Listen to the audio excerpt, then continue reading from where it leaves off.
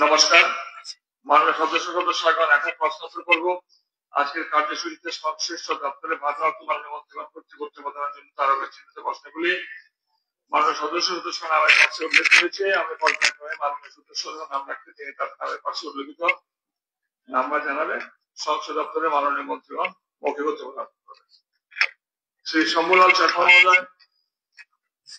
মাননীয় স্পিকার, আমার start question number 20। নমস্কার মাননীয় অধ্যক্ষ মহোদয়, মাননীয় বিধায়ক শ্রী শম্ভুলাল চাকমা। কোশ্চেন নাম্বার 1, প্রশ্ন, ছামনু থেকে গোবিন্দবাড়ি রাস্তাটির কাজ কবে নাগাদ সম্পন্ন হবে বলে আশা করা যায়? উত্তর হচ্ছে, ছামনু থেকে গোবিন্দবাড়ি রাস্তাটি PMGSY 2 এর অন্তর্গত ছামনু গোবিন্দবাড়ি রোড ভায়া 32 কিলো নামে পরিচিত। বর্তমানে রাস্তাটির কাজ চলছে এবং ডিসেম্বর 2025-এর মধ্যে কাজ সম্পন্ন হবে বলে আশা করা যাচ্ছে। Supplementary sir, Chhamanu two Gobindabari রাস্তা আমি এর আগেও 2 বার আমাদের পবিত্র বিধানসভাতে উত্থাপন করেছিলাম। রাস্তাটি 64 ক্রোরে 3 বছর আগে স্যাংশন হওয়া রাস্তাটি, কিন্তু তার কাজ খুব দ্রুত গতিতে চলার কারণে বর্তমানে জনজীবন খুবই বিপর্যস্ত। অনেক সময় বর্ষার সময় খাদ্য সামগ্রী নিতেও অনেক কষ্ট হয়। তার কারণে আমি মাননীয় ভারপ্রাপ্ত মন্ত্রী তথা আমাদের CM স্যার মহোদয়কে আপনার মাধ্যমে অনুরোধ করতে চাই, যাতে করে যে এজেন্সি দ্বারা রাস্তাটি নির্মিত হচ্ছে, এজেন্সি প্রেসারাইজ করার পর 2-1 দিন কাজ করার পর আবার বন্ধ করে দেয়, সেই বিষয়ে যাতে একটু নজর দেওয়া হয়। ধন্যবাদ। মাননীয় অধ্যক্ষ মহোদয়, মাননীয় বিধায়ক চাকমা যে বলেছেন, আমি নিশ্চয়ই বিষয়টা দেখব। পরবর্তী প্রশ্ন রয়েছেন মাননীয় সদস্য শ্রীমতী কল্যাণী সাহা রায় মহোদয়। মাননীয় অধ্যক্ষ মহোদয়, আমার স্টার্ট কোয়েশ্চন 26.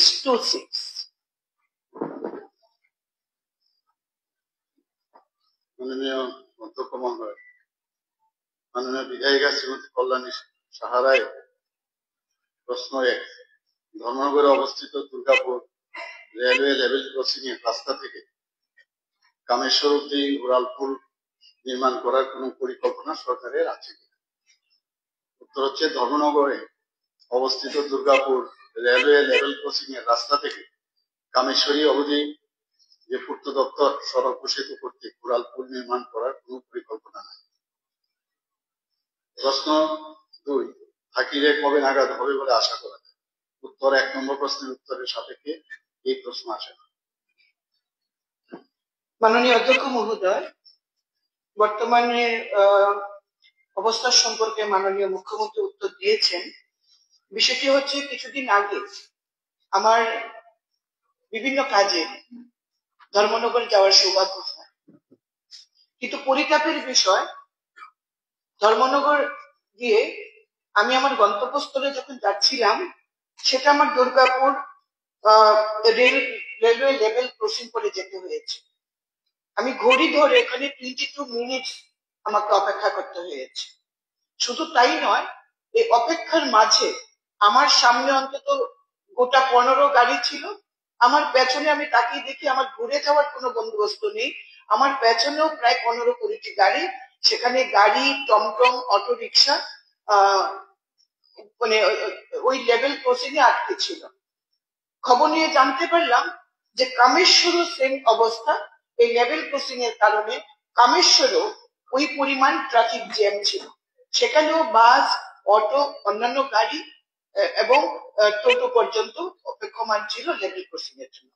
বিষয়টা হচ্ছে, আপনি জানবেন, যেহেতু আপনি ধর্মনগর থেকে বহুবার নির্বাচিত প্রতিনিধি হিসেবে কাজ করছেন, আপনার অভিজ্ঞতা আমার থেকে অনেক বেশি, কিন্তু ওই দিনের অভিজ্ঞতার নিরিখে আজকে আমাকে মাননীয় মুখ্যমন্ত্রীর দৃষ্টি আকর্ষণ করে বলতে হয় যে এখানে দুর্গাপুর লেভেল ক্রসিং প্রতিদিন আমাদের রাজ্যে যে পরিমাণ রেল বর্তমানে চলছে, সেটা তো আর আগের জমানা নেই। এখন 2018-এর পর থেকে যে সরকার চলছে, ডাবল ইঞ্জিনের সরকার, আমরা বলি গর্বের সঙ্গে, বিরোধীরা সমালোচনা করে বলে, কিন্তু এটা তো বাস্তব সত্য যে আজকে ত্রিপুরাতে একাধিক নয়, বহু ট্রেন চলাচল করছে, যে কারণে আমি হিসেব করে দেখেছি, মানে যদি আপ ডাউন যদি আমি চিন্তা করি, আগরতলা টু ধর্মনগর, ধর্মনগর টু আগরতলা, এই আপ ডাউনটা যদি আমরা চিন্তা করি, তাহলে 20 থেকে 22খানা ট্রেন আপ ডাউন করে এই রোডে, সেই জায়গায় দাঁড়িয়ে।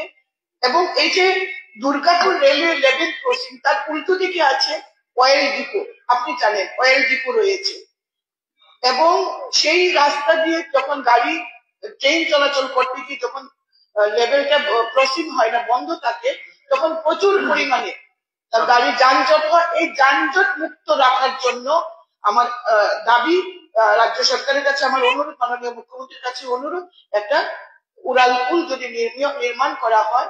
আবার এটা কিন্তু এই জায়গা থেকে আবার বাগবাসা যাওয়ার মেইন রোড, সুতরাং সব দিক বিবেচনা করে যদি একটি উড়াল পুলের ব্যবস্থা রাজ্য সরকার পরিকল্পনা করেন, ধর্মনগরের মানুষ, বাগবাসার মানুষ উপকৃত হবে। মাননীয় বিধায়িকা স্যার, সাপ্লিমেন্টারি ছিল বলুন স্যার।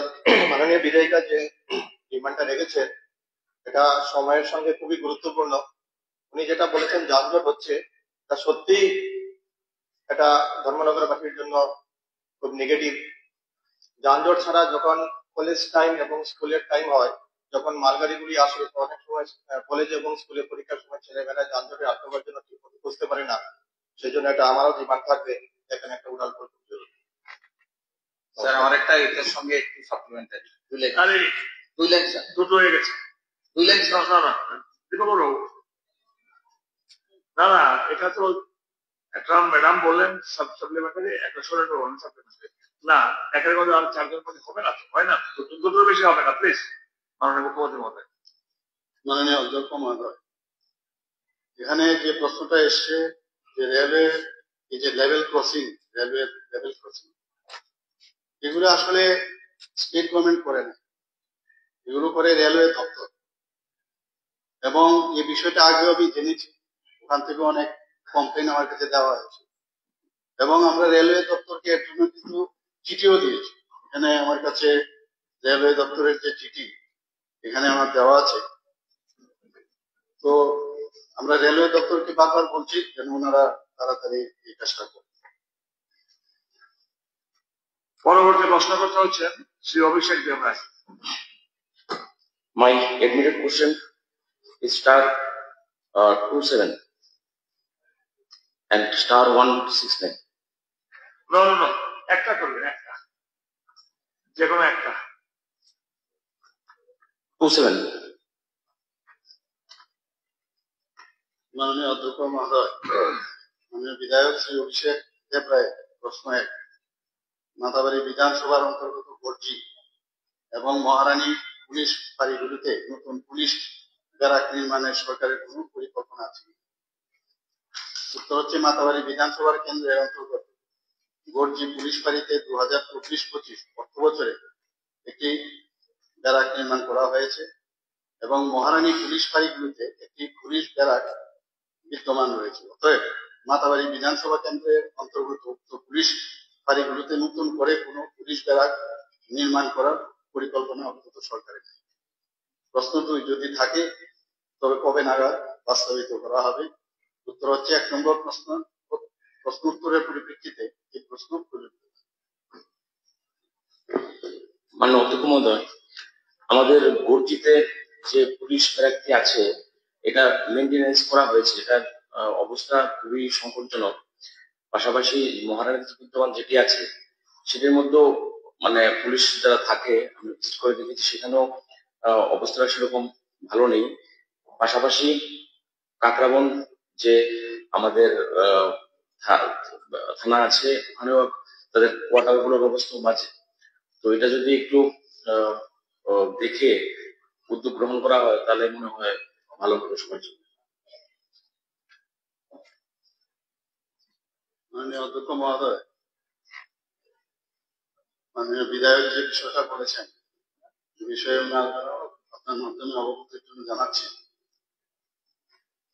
যে সারা রাজ্যের যে 81টি থানা রয়েছে তার মধ্যে কনস্টেবলের যে ব্যারাক আছে 172, 33টি পুলিশ ফাঁড়ির মধ্যে 46টি ব্যারাক আছে।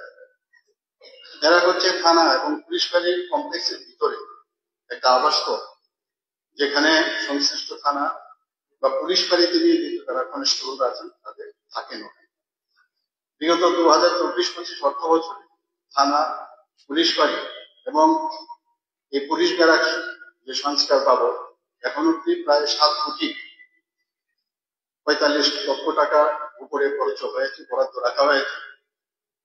রাজ্যের বিভিন্ন থানা ও পুলিশ ফাঁড়ির ব্যারাকগুলি সংস্কারের জন্য 4 কোটি টাকা প্রয়োজন এবং আগামী দিনে আশা করি আমি যখনই অর্থ বরাদ্দ হবে নিশ্চয়ই আমি কাজ করব। ধন্যবাদ।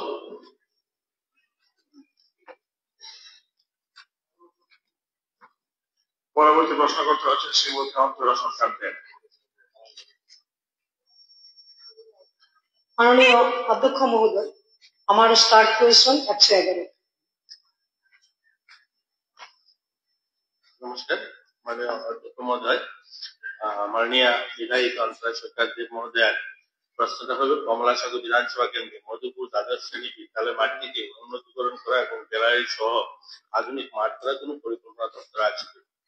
উত্তর, কমলাসাগর বিধানসভা কেন্দ্রে মধুপুর দ্বাদশ শ্রেণী বিদ্যালয় মাঠটিকে উন্নতিকরণ, গ্যালারি সহ আধুনিক মাঠ করার পরিকল্পনা আপাতত রাজ্য যুব বিষয়ক ক্রীড়া দপ্তরে নেই। তবে ভবিষ্যতে এই ব্যাপারে দপ্তরের নিকট যথাযথ প্রস্তাব আসলে প্রয়োজনীয় যথাযথ ব্যবস্থা নেওয়া যেতে পারে। 2 নম্বর প্রশ্ন, যদি থাকে তবে কবে নাগাদ করা হবে বলে আশা করা যায়? 1 নম্বর প্রশ্নের উত্তরের পরিপ্রেক্ষিতে দ্বিতীয় প্রশ্নের কোনো প্রযোজ্য নয়। 3 নম্বর প্রশ্ন হচ্ছে না থাকলে তার কারণ কি? কমলাসাগর বিধানসভা কেন্দ্রে মধুপুর দ্বাদশ শ্রেণী বিদ্যালয়ের মাঠটিকে উন্নতিকরণ করা, গ্যালারি সহ আধুনিক মাঠ নির্মাণ করার জন্য রাজ্য যুব বিষয়ক ক্রীড়া দপ্তরের নিকট কোনো প্রস্তাব আসেনি। যদি ভবিষ্যতে মধুপুর দ্বাদশ শ্রেণী বিদ্যালয়ে মাঠটিকে গ্যালারি সহ আধুনিক মাঠ করার জন্য যথাযথ প্রস্তাব আসলে প্রয়োজনীয় অনুমোদনের জন্য বিবেচনা করা যেতে পারে। সাপ্লিমেন্টারি স্যার, কমলাসাগর বিধানসভা এলাকায় কোনো স্টেডিয়াম নেই। এই এলাকার মধুপুর দ্বাদশ শ্রেণী বিদ্যালয়ের মাঠটিকে গ্যালারি ও আধুনিকরণ মাঠে প্রয়োজন। এই এলাকায় হায়ার সেকেন্ডারি স্কুল মিলে মোট 42টি বিদ্যালয় আছে। এই বিধানসভাটি যেহেতু বর্ডার এলাকায় অবস্থিত, তাই ইতিবাচক মানসিকতা, শারীরিক এবং মানসিক বিকাশের লক্ষ্যে এবং এলাকার মানুষের দীর্ঘদিনের দাবির পরিপ্রেক্ষিতে একটি আধুনিক স্টেডিয়ামের একান্ত প্রয়োজন। তাছাড়া কমলাসাগর বিধানসভা এলাকা মাঠে পর্যাপ্ত পরিমাণ জায়গা আছে, অর্থাৎ জায়গার কোনো অভাব নাই। মাননীয় মুখ্যমন্ত্রী জি নিজেও মাঠটি সম্পর্কে অবগত আছেন। এমত অবস্থায় শুধুমাত্র আর্থিক বরাদ্দের মাধ্যমে যদি স্টেডিয়াম নির্মাণ করা যেতে পারে। নমস্কার। মাননীয় স্পিকার স্যার, রাজ্যে খেলাধুলার উন্নতির জন্য সরকার আন্তরিক চেষ্টা চালিয়ে যাচ্ছে। অনেকগুলো মাঠ ইতিমধ্যে আমরা করেছি। এটার জন্য যদি উনি প্রস্তাব পাঠান তাহলে আমরা এটা আগামী বছর সেটা দেখব। পরবর্তী প্রশ্নকর্তা শ্রী রামপদ জামাতিয়া এবং শ্রী জিতেন্দ্র মজুমদার যুগ্মভাবে এনেছেন। নমস্কার স্পিকার সাহেব, আমার প্রশ্নটা হচ্ছে স্টার্ট 3-0।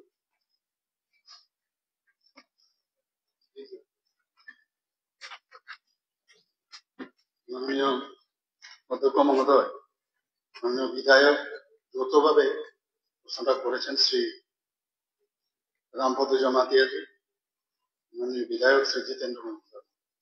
প্রশ্ন 1, ফুটামাটি এবং কুঞ্জবন গ্রাম এবং আমতলী থেকে কাকরাবন যাওয়ার পথে কুশামারা ও আমতলীর মাঝখানে গোমতী নদীর উপর পাকা সেতু নির্মাণ করার কোন পরিকল্পনা সরকার আছে?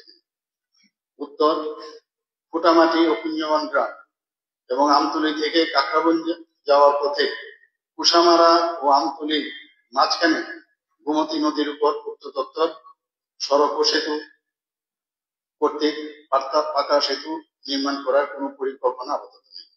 প্রশ্ন 2, থাকলে কবে নাগাদ নির্মাণ করা হবে বলে আশা করা যায়? উত্তর, 1 নম্বর প্রশ্নের উত্তরের সাপেক্ষে প্রশ্ন আসে না। প্রশ্ন 3, ফুটামাটি বাজার থেকে দক্ষিণ পাড়া হয়ে কর্মকার পাড়া পর্যন্ত রাস্তাটি নির্মাণ করা হবে কিনা? উত্তর, ফুটামাটি বাজার থেকে দক্ষিণ পাড়া হয়ে কর্মকার পাড়া পর্যন্ত রাস্তাটিকে পূর্ত দপ্তর করতে পাকা রাস্তার উন্নতিকরণের পরিকল্পনা আছে। না থাকলে তার কারণ? 3 নম্বর প্রশ্নের উত্তরের সাপেক্ষে এই প্রশ্ন আসে না। সাপ্লিমেন্টারি স্যার, ফুটামাটি এবং কুঞ্জবন, এটা ফুটামাটি হচ্ছে আমার বাগমা অ্যাসেম্বলি কেন্দ্রে এবং ফুটামাটি হচ্ছে মাতারবাড়ি বিধানসভার কেন্দ্রে এবং এটা উদয়পুরের সাথেও একদম ডাইরেক্টলি। এখানে একটা পাকা সেতু অবশ্যই খুবই দরকার, দীর্ঘদিনের দাবি।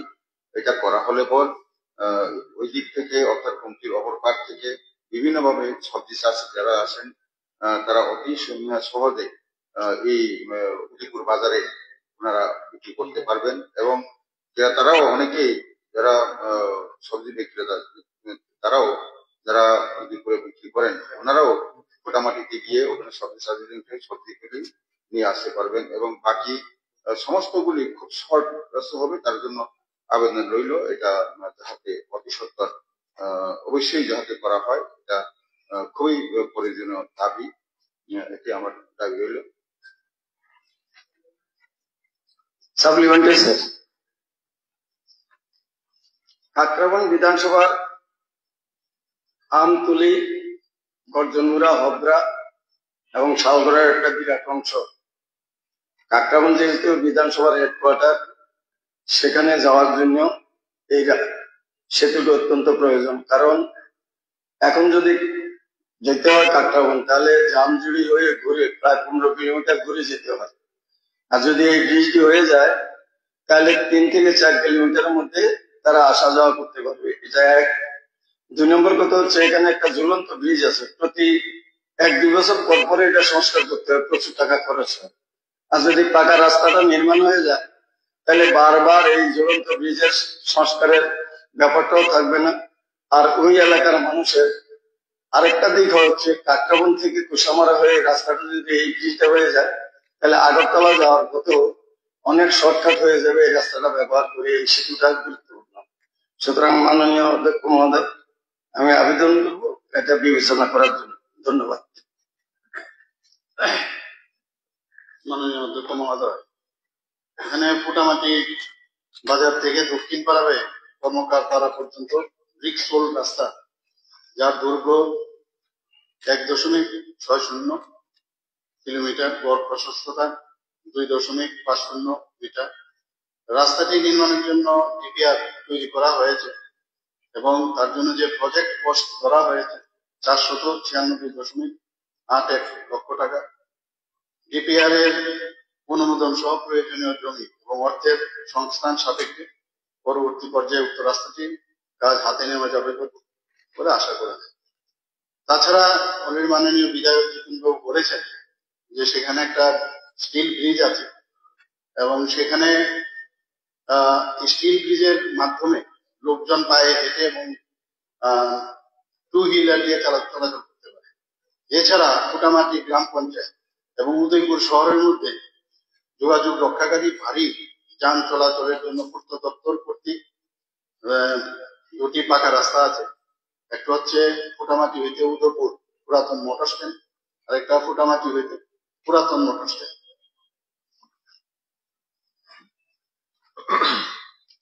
পরবর্তী প্রশ্নকর্তা হচ্ছেন শ্রী মাইলাফরুম মহোদয়।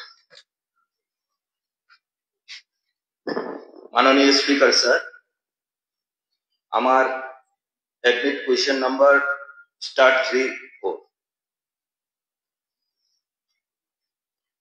মাননীয় অধ্যক্ষ মহোদয়, মাননীয় বিধায়ক শ্রী মাইলাফরুম এতে প্রশ্ন নাম্বার 1, মনু বিধানসভা অন্তর্গত মনুবাজার থেকে মাগুর ছড়া যাওয়ার রাস্তা, যেটা বসুন্ধরা হলের পেছনে মনু নদী উপর যানবাহন চলাচলের সুবিধার্থে আরসিসি ব্রিজ করার সরকারের কোন পরিকল্পনা আছে?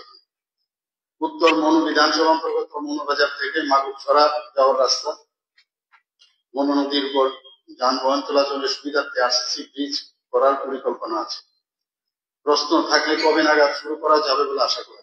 উত্তর, প্রস্তাবিত সেতুটি নির্মাণের জন্য ইতিমধ্যে ডিপিআর তৈরি করা শেষ হয়ে গেছে। ডিপিআর অনুমোদন সহ প্রয়োজনীয় অর্থ এবং জমি যখন পাওয়া যাবে সেই নির্মাণ কাজ শুরু হবে। সাপ্লিমেন্টারি স্যার, আপনার মাধ্যমে মাননীয় মুখ্যমন্ত্রী স্যারকে অসংখ্য ধন্যবাদ। আমার এই আরসিসি ব্রিজটা হলে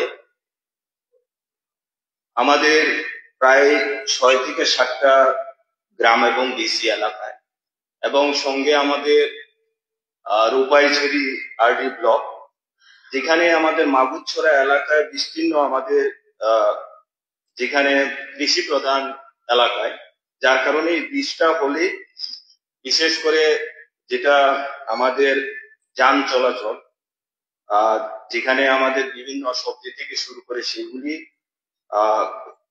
গাড়ির মাধ্যমে সেটা উপকার হবে এলাকা, যার কারণে এই ব্রিজ যথা শীঘ্রই যাতে চালু হলে আমি আপনার মাধ্যমে অনুরোধ করছি। ধন্যবাদ। মাননীয় অধ্যক্ষ মহোদয়, বিধায়ক মহোদয় যে বলেছেন, বলেছি সেটা কাজ যত তাড়াতাড়ি সম্ভব আমি করবো। তাছাড়াও মনুবাজার এবং মাগুরছড়ার জনগণের জন্য দুটি রাস্তার অলরেডি যোগাযোগ রক্ষার জন্য সেখানে আছে। আরসিসি ফুট ব্রিজও একটা আছে। তাছাড়া মনুবাজার থেকে মাগুরছড়া ভাইয়া NH-08 এবং রাজীবনগর রাস্তাটি, যেটা দৈর্ঘ্য 3.9, সেখানেও সেটা থাকাতে সুবিধা হচ্ছে। পরবর্তী প্রশ্নকর্তা হচ্ছেন শ্রীমতী স্বপ্নাদেব বর্মা মহোদয়া। আমার প্রশ্ন নাম্বার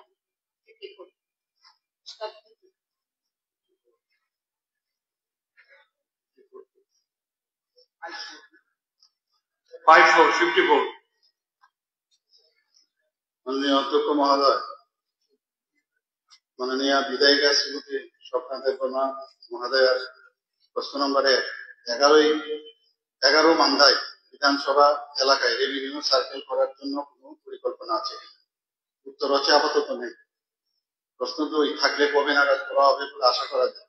উত্তর, 1 নম্বর প্রশ্নের উত্তরের পরিপ্রেক্ষিতে 2 নম্বর প্রশ্নের উত্তর অপ্রাসঙ্গিক।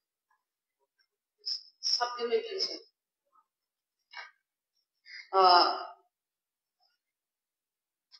জিরানিয়া সাব ডিভিশনে মধ্যবর্তী রেভিনিউ সার্কেল আছে। একটা জিরানিয়া রেভিনিউ সার্কেল আর একটি রানীবাজার রেভিনিউ সার্কেল। একটি জিরানিয়া রেভিনিউ সার্কেলে 6টি তহসিল আছে। জিরানিয়া রেভিনিউ সার্কেলে 6টি তহসিল আছে। আমার বক্তব্য হলো মান্দাই আরবি ব্লকের ভিতরে 3টি তহসিল আছে, মান্দাই তহসিল, পাটনি, শিবনগর তহসিল। এই 3টা তহসিলকে নিয়ে যদি আরেকটি প্রাথমিক রেভিনিউ সার্কেল যদি গঠন করা হয় তাহলে জনজাতি অংশের মানুষ উপকৃত হবে। দূর দূরান্ত থেকে জনজাতি তাদের জমির সংক্রান্ত করতে অনেক সুবিধা হবে। আমার রিকোয়েস্ট থাকবে মান্দাই এলাকাতে আরেকটি পৃথক রেভিনিউ সার্কেল গঠন করা হয়। স্যার, ত্রিপুরা রাজ্য দুটিকে নিয়ে রেভিনিউ সার্কেল গঠন করা এমন উদাহরণও আছে, যেমন করবুক সাব ডিভিশনে একটি গোড়াকাপা আর একটি শিলাসরি তহসিলকে নিয়ে একটি রেভিনিউ সার্কেল করা হয়েছে। যেহেতু স্যার আমারও অনুরোধ থাকবে, যেহেতু আমার মান্দাই এলাকাতে 3টি তহসিল আছে, এখন সারা দেশব্যাপী চলছে জনজাতি গৌরব ভারত, তাহলে স্যার আমার মান্দাই বাজার বিধানসভা কেন্দ্রে এই সময় যদি একটি রেভিনিউ সার্কেল পৃথকভাবে যদি করেন তাহলে অনেক উপকৃত হবে। Thank you sir.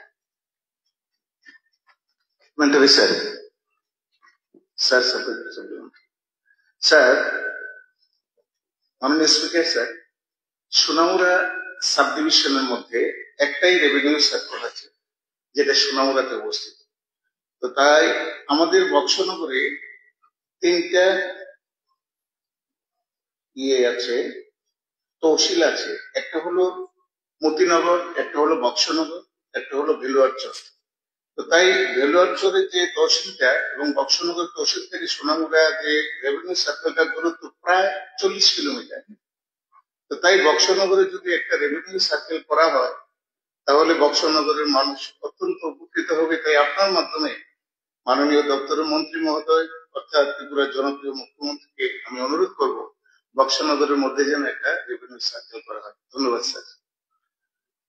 মাননীয় অধ্যক্ষ মহোদয়, সবাই জানি যে 2011 সাল রাজ্যের জেলা ও মহকুমাগুলি প্রশাসনিক এলাকা পুনর্গঠন করা হয়েছে। 4টি জেলা ছিল, 4টি জেলার থেকে 8টি জেলা, 17টি মহকুমা ছিল, সেখান থেকে 30টি মহকুমা গঠন করা হয়েছে। সেই অনুযায়ী সদর মহকুমাটি পুনর্গঠন করার পরে জিরানিয়া মহকুমাটি তৈরি হয়। জিরানিয়া মহকুমাটি মাননীয় বিধায়িকা অলরেডি বলেছেন, সেখানে যে ভৌগোলিক যে সীমানা আছে সেখানে 4টি আরডি ব্লক অফিস, 2টি রেভিনিউ সার্কেল আছে, 12টি তহসিল কাছে, তাছাড়া 34 মৌজা বর্তমান। এখানে আমাদের যে গভর্নমেন্ট অফ ত্রিপুরা যেটা এডিশনাল ইনপুট আমি আপনার মাধ্যমে জানাতে চাই, যে বিধানসভা কেন্দ্রিক রেভিনিউ সার্কেল করার এখন পর্যন্ত রাজ্য সরকারের কোনো চিন্তা ভাবনা নেই।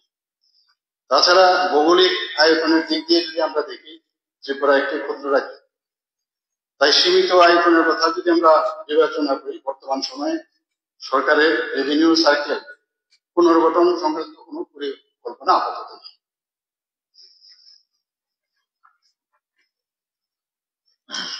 পরবর্তী প্রশ্ন করতে হচ্ছেন শ্রী নয়ন সরকার মহোদয়। মাননীয় অধ্যক্ষ মহোদয়, আমার স্টার্ট কোশ্চেন নাম্বার *5H।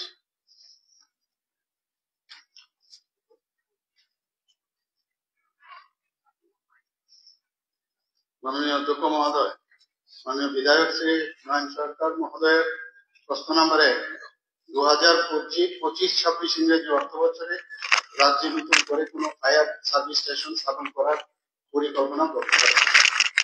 উত্তর 2025-26 অর্থ বছরে রাজ্যে নতুন করে কোনো ফায়ার সার্ভিস স্টেশন স্থাপন করার পরিকল্পনা আপাতত প্রশ্ন 2 থাকলে কোথায় কোথায় তা স্থাপন করা হবে? উত্তর উপরে এইমাত্র আমি যেটা বললাম 1 নম্বর প্রশ্নের উত্তরের পরিপ্রেক্ষিতে এই প্রশ্ন প্রযোজ্য নয়। Supplementary sir. 12th assembly second সেশনে দপ্তরের মন্ত্রী, সংশ্লিষ্ট দপ্তরের মন্ত্রী বিধানসভায় প্রতিশ্রুতি দিয়েছিলেন যে বেশ কয়েকটা, এর মধ্যে আমাদের বামুটিয়া বিধানসভা কেন্দ্র আছে, যে বামুটিয়া বিধানসভা কেন্দ্রে নতুন অগ্নি নির্বাপক দপ্তর কেন্দ্র করা হবে। সেটা কি পর্যায়ে আছে আমি মাননীয় মন্ত্রীর কাছে জানতে চাই।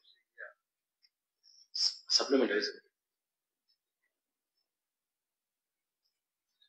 মাননীয় অধ্যক্ষ মহোদয়, আমার বিধানসভার গর্জিতে দীর্ঘদিনের দাবি যে একটা ফায়ার স্টেশন করা, কারণ এখানে প্রায় মাতাবাড়ি বিধানসভার 9টা জিপিবিসি, কাকরাবনের তুলামোড়া সহ এখানে গ্রাম পঞ্চায়েত এবং বিসি মিলিয়ে 4টি, প্লাস আমাদের প্রতিছড়ি এবং বীরচন্দ্র এলাকা মিলে একটা বড় অংশ, যেটা উদয়পুর ফায়ার স্টেশন থেকে অনেক দূর, প্রায় 25 কিলোমিটারের মতো হবে। এবং যেখানে যদি কোনো রকম দুর্ঘটনা ঘটে, দুর্ঘটনার স্থলগুলো প্রায় 30-35 কিলোমিটার হবে গ্রামীণ রাস্তা। এবং উদয়পুর যে ফায়ার স্টেশন আছে তার উপর লোড অনেক বেশি, কারণ এখান থেকে মহারানী থেকে শুরু করে বিস্তীর্ণ অঞ্চল সবটাই উদয়পুর থেকে কভার করে। তো গর্জিতে একটা ফায়ার স্টেশন যদি হয় তাহলে, এবং কিছুদিন আগেও আগুন লেগেছে, সঠিক সময়ে যেতে পারেনি ফায়ার সার্ভিস গাড়ি, যার ফলে অনেক ক্ষয়ক্ষতি হয়েছে। গত 3-4 দিন আগেও পূর্ব জুলাই একটা ইয়াং জনজাতি তার বাড়িঘর পুড়ে গেছে, কারণ সঠিক সময়ে ফায়ার সার্ভিস যেতে পারেনি। তো গর্জিতে এটা দীর্ঘদিনের দাবি আছে, যদি গর্জিতে একটা ফায়ার সার্ভিস করা হয় তাহলে সম্পূর্ণ এলাকার মানুষ উপকৃত হবে। শুধুমাত্র মাতাবাড়ি বিধানসভা না, কাকরাবন বিধানসভা, শান্তিবাজার বিধানসভার একটা পার্টও তার সাথে উপকৃত হবে। ধন্যবাদ। Supplementary sir. Supplementary sir. Supplementary sir. না না না স্যার একটা প্লিজ, স্যার দুটো হয়ে গেছে প্লিজ। কারো রাজি দেবো না, প্লিজ প্লিজ প্লিজ, মাননীয় মন্ত্রী উত্তর দেবেন। আমরাই আইন করি, আমরাই আইন ভাঙি, হয় মাননীয় অধ্যক্ষ মহোদয়, মাননীয় বিধায়কগণ যে বিষয়টা এনেছেন, আমাদের জানতে হবে যে স্ট্যান্ডিং ফায়ার অ্যাডভাইজারি কাউন্সিলের যে নির্দেশিকা, যদি গ্রামীণ এলাকা হয় সেখানে যদি প্রতি বর্গ কিলোমিটার 50 বর্গ কিলোমিটার মধ্যে যদি কোনো গ্রামীণ এলাকায় যদি কোনো ফায়ার ব্রিগেডের ব্যবস্থা থাকে তাহলে সেখানে করা যায়, এবং শহর এলাকাতে যদি 10 বর্গ কিলোমিটারের মধ্যে থাকে একটা ফায়ার স্টেশন থাকে তাহলে সেখানে করা যায়। এটা তাছাড়া গত 3 বছরে আমরা 4টি ফায়ার স্টেশন এখানে স্থাপন করেছি। 2022-এ আনন্দনগর ফায়ার স্টেশন, এবং 2024-25-এ আমরা বক্সনগর ফায়ার স্টেশন, মনোবকল fire station, Ganganagar fire station. তাছাড়া এই এখানে যে 2024-25 অর্থ বছরে কেন্দ্রীয় সরকারের যে 15 ফাইন্যান্স কমিশন এনডিআরএফ এর অধীনে একটি স্কিমের মাধ্যমে 4,236 লক্ষ টাকার অনুদান ওনারা দেয়। সেই অনুমোদিত অর্থে ফায়ার ফাইটিং যন্ত্রপাতি এবং অন্যান্য যেসব যন্ত্রপাতি আছে সেগুলো ক্রয় করার বিভিন্ন গাইডলাইন্স আছে, সেগুলো করা হচ্ছে। এছাড়া আসন্ন 2025-26 অর্থ বছরে যে বাজেট মাননীয় অর্থমন্ত্রী এখানে রেখেছেন, সেখানে যে পরিকল্পনা রয়েছে বাজারঘাট মাতৃপল্লীতে স্টেট ট্রেনিং সেন্টার ময়দানে ব্যাকটপিং, স্টেট ট্রেনিং সেন্টার একটি ব্যারাক নির্মাণ, কাকরাবন ফায়ার স্টেশনের স্থায়ী ভবন নির্মাণ, আগরতলা ফায়ার সার্ভিসের সদর দপ্তরে 2 নম্বর কনফারেন্স হলে আধুনিক। এখানে সমস্ত ফায়ার স্টেশনে কতগুলো ফায়ার স্টেশন আছে পুরো আমার কাছে আছে, আমার মনে হয় সেগুলো এখানে পুরো ডিটেলস বলার প্রয়োজন আছে কিনা। সাপ্লিমেন্টারি স্যার, একটু লাস্ট ক্লিয়ার করার না, আমার কথা হচ্ছে বিধানসভায় দাঁড়িয়ে দপ্তরের মন্ত্রী প্রতিশ্রুতি দিবেন। প্রশ্নটা করেছিল, আমি বলছি 2018 সালে second session 12 assembly Pinaki Das Chowdhury MLA বর্তমানে তিনি এমএলএ আছেন, ওনার দেওয়া প্রশ্নে আপনাদের দলের বিধায়ক প্রশ্ন করেছিলেন 192। তো ওনার প্রশ্ন উত্তরে ত্রিপুরা অগ্নি নির্বাপক দপ্তরের বামুডিয়া এবং জম্পুজলা মহকুমায় একটি করে অগ্নি নির্বাপক কেন্দ্র স্থাপন করার পরিকল্পনা আছে, রাজ্যের দপ্তরের মন্ত্রী দিয়েছিলেন। তো আমার কথা হচ্ছে আজকে 7 বছর হয়ে গেছে, পেরিয়ে গেছে, আপনাদের বিধানসভাতে দাঁড়িয়ে তথ্য দিয়েছেন, কিন্তু আর বলেছেন, প্রতিশ্রুতি দিয়েছেন, আর এটার কোনো এখন পর্যন্ত কোনো কিছু স্ট্যাটাস নেই। আমি বুঝতে পারছি কি অদ্ভুত ব্যাপার। ওকে, ঠিক আছে।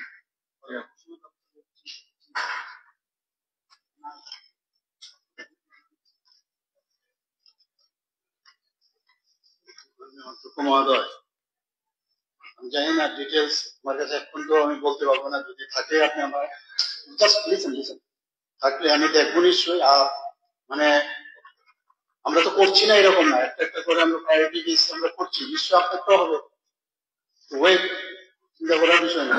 আর যে গাইডলাইন্স আছে, গাইডলাইন্স এর বাইরে তো আমরা যেতে পারবো না, সেই গাইডলাইন্স মেনেই আমাদের করতে হবে। পরবর্তী প্রশ্ন করতে পারছেন শ্রী দীপঙ্কর সেন মহোদয়। Honorable Speaker, sir, my admitted start question starts 6-7.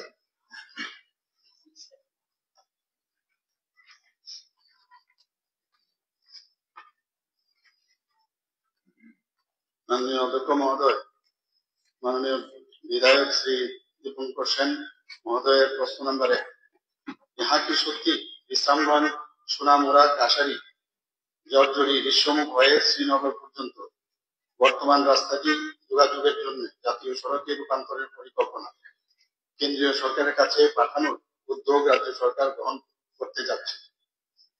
উত্তর বিশ্রামগঞ্জ, সোনামুড়া, কাশারি, জর্জরি, ঋষ্যমুখ হয়ে শ্রীনগর পর্যন্ত রাস্তাটি জাতীয় সড়কে রূপান্তরের পরিকল্পনা কেন্দ্রীয় সরকারের কাছে পাঠানোর উদ্যোগ রাজ্য সরকারের নিকট বর্তমানে। প্রশ্ন 2, সত্য হলে কবে নাগাদ এই প্রস্তাব কেন্দ্রীয় সরকারের নিকট পাঠানো হবে বলে আশা করা যায়? উত্তর 1 নম্বর প্রশ্নের উত্তরের সাপেক্ষে এই প্রশ্ন উত্তর আসা না। সাপ্লিমেন্টারি স্যার, আমি এটা মনে করি যে এটা অত্যধিক গুরুত্বপূর্ণ। তার কারণ হচ্ছে আমাদের যে জাতীয় সড়ক আগরতলা থেকে বিলোনিয়া বিচন্দ্র হয়ে যেটা গেছে, এটার উপর ভীষণ হ্রাস আছে এবং বেশ কিছু অ্যাক্সিডেন্ট 2 দিন পর পরই সেখানে মধ্যে হয়। সেদিক থেকে বিকল্প একটা রাস্তায় থাকা দরকার। সেজন্য এই রাস্তাটি যদি হয় তাহলে পরে সোনামুড়ার সঙ্গেও ভালো যোগাযোগ সম্পন্ন হবে, সাবরুমের সঙ্গেও ভালো যোগাযোগ রক্ষা করা যাবে। এবং এটার সঙ্গে এই পাশ দিয়ে আরেকটা রাস্তা সেখানে গেছে, সেটা হচ্ছে বিলোনিয়া থেকে উত্তর ভারত। এটা জাতীয় সড়কের কথা বলবো না, কিন্তু 5.5 মিটারে আদার ডিস্ট্রিক্ট রোডে পরিণত করা দরকার, কারণ সেটা উত্তর ভারত দিয়ে পাইকোলার সঙ্গে যুক্ত হয়েছে। আমি যে প্রস্তাবটা এখন রাস্তা, সেই রাস্তা থেকে সেটা সেখানে হতে গেছে। তাহলে সেই দিক থেকে আমি মনে করি যে এই ধরনের একটি গুরুত্বপূর্ণ রাস্তা, যেটার মধ্য দিয়ে 2-3টা সাব ডিভিশনের সংযোগ তৈরি হচ্ছে এবং এটা একটা বিকল্প রাস্তা হিসেবে থাকা ভালো। একটাই মাত্র জাতীয় সড়ক যেখানে, সে জায়গাতে এই প্রস্তাবটা কেন্দ্রীয় সরকারের কাছে পাঠানো হোক এবং উত্তর ভারত হয়ে পাইকোলার যে রাস্তাটা 5.5 মিটার আদার্স ডিস্ট্রিক্ট রোডে পরিণত করা হোক। বিশ্রামগঞ্জ থেকে যে রাস্তাটার কথা বলা হয়েছে, বিশ্রামগঞ্জ থেকে তক্সাপাড়া হয়ে সোনামুড়া সেখান থেকে চলে গেছে, সেটা যদি করা যায় তাহলে মেলাঘরের উপর দিয়ে যে হ্রাস হয় সেটা কমতে পারে। এটা কেন্দ্রীয় সরকারের কাছে না দিলেও সোনামুড়া পর্যন্ত অন্তত, এবং সোনামুড়া থেকে কালীরবাজার নলছর বিধানসভা কেন্দ্র এই পর্যন্ত জমি একোয়ার করা আছে সরকার, বিরাট ভালো একোয়ার করার ল্যান্ড আছে। এবং মেলাঘর দিয়ে আসার যত কিলোমিটার হয় তার থেকে 4.5 কিলোমিটার কম হয় তক্সাপাড়া দিয়ে আসলে পরে। তাতে ফুয়েল কস্টিংও কমতে পারে, আবার যানজটও কমতে পারে। সবটা মিলিয়ে এই বিষয়টা মাননীয় মন্ত্রী দেখলে ভালো হয়। মাননীয় অধ্যক্ষ মহোদয়, বিধায়কগঞ্জে বললেন সত্যি, আমি এটাকে গুরুত্ব অনুধাবন করছি, বিশ্রামটা দেখবো। তাছাড়া বিশ্রামগঞ্জ, সোনামুড়া, কাশারি, জর্জরি, ঋষ্যমুখ হয়ে শ্রীনগর পর্যন্ত যে রাস্তাটি আছে সেটা রাজ্য সরকার কিন্তু স্টেট হাইওয়ে হিসেবে ঘোষণা করেছে। তাছাড়া যেটা NH 08 জাতীয় সড়কটি বিশ্রামগঞ্জ ও সাবরুমের সাথেও কিন্তু এটা যুক্ত আছে, প্যারালাল সেটাও চলছে। আমি নিশ্চয়ই দেখবো। পরবর্তী প্রশ্নকর্তা শ্রী গোপাল চন্দ্র রায় মহোদয়। Sir, admitted question, third question 77.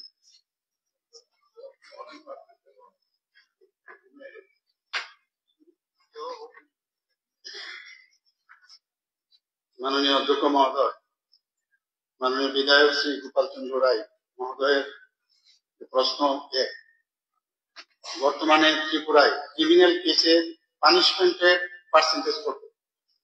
উত্তর, 2024 ইংরেজি সনের তথ্য মতে ত্রিপুরায় ক্রিমিনাল কেসের পানিশমেন্টের শতকরা হার 29.80%। প্রশ্ন 2, পানিশমেন্টের হার বৃদ্ধির লক্ষ্যে আরক্ষা দপ্তরের প্রত্যেক থানাগুলোতে স্পেশাল প্রসিকিউশন সেল করার কোন পরিকল্পনা রয়েছে? উত্তর, বর্তমানে আরক্ষা দপ্তরের প্রত্যেক থানাতে স্পেশাল প্রসিকিউশন সেল গঠন করার কোন পরিকল্পনা আপাতত সরকারের নেই। রাজ্যে ক্রিমিনাল কেসে পানিশমেন্টের হার বৃদ্ধি করতে প্যারালেল অফিস এবং পুলিশ কোর্টের সহায়তায় কোর্টে বিচারাধীন কেসগুলোর উপর নিরন্তর নজরদারি রাখা হয়। Sir, according to National Judicial Data Grid NJDG, criminal এবং civil 60.8% স্যার আমাদের ডিসপোজাল, এবং সুপ্রিম কোর্টে according to last today's data, Supreme Court last year, sir, out of 55,453 cases, Supreme Court 3,463 civil, 1,990 cases in criminal disposal. Sir, fantastic disposal. এখানে মাননীয় মুখ্যমন্ত্রী তথা স্বরাষ্ট্র এবং আইনমন্ত্রী উনি আজ থেকে আমার মনে হয় 1 বছর আগে বলেছিলেন যে ইনক্রিজ করা হবে। এখানে যে 29% বলেছে তার মধ্যে স্যার ড্রাগ এডিক্টেড, এই সেই চক্কর এগুলি পানিশমেন্ট।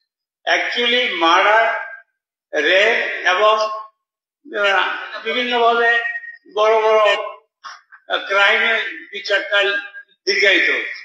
আর মুখ্যমন্ত্রী মহোদয় বলেছিলেন যে এখন যেভাবে বলছেন উনি তো সুন্দরভাবে বলেন, আমরাও শুনি, কিন্তু কাজটা কতদূর হচ্ছে আমি জানি না। আমি সেটা বলবো, মাননীয় মুখ্যমন্ত্রী গত 16ই জানুয়ারি আমাদের ত্রিপুরা টাইম ডেস্ক 16 জানুয়ারি চিফ মিনিস্টার ডক্টর মানিক শাহ উনি বলেছেন যে আমরা এই আধুনিকরণ করছি, এই করছি, সেই করছি। এটা আমার কাছে উনি যে প্যারেড গ্রাউন্ডে বলেছেন, কিন্তু বক্তব্য অনুসারে এই যে থানাগুলিতে নামমাত্র একটা এনকোয়ারির একটা স্পেশাল ব্রাঞ্চ আছে, কোনো কিছু হয় না। আর স্যার, বাহুবলী একটা সিনেমা দেখেছি, খুব ভালো, এটা সাউথে হয়েছে, কিন্তু ত্রিপুরাতে বাহুবলী বেড়ে গেছে। আমি মুখ্যমন্ত্রী মহোদয়কে ওই বাইক বাহিনী একটু চেক দেওয়ার জন্য ধন্যবাদ জানাই, কিন্তু বাহুবলীর জন্য আমি ধন্যবাদ জানাতে পারছি না। দিন দিন বাহুবলী বাড়ছে।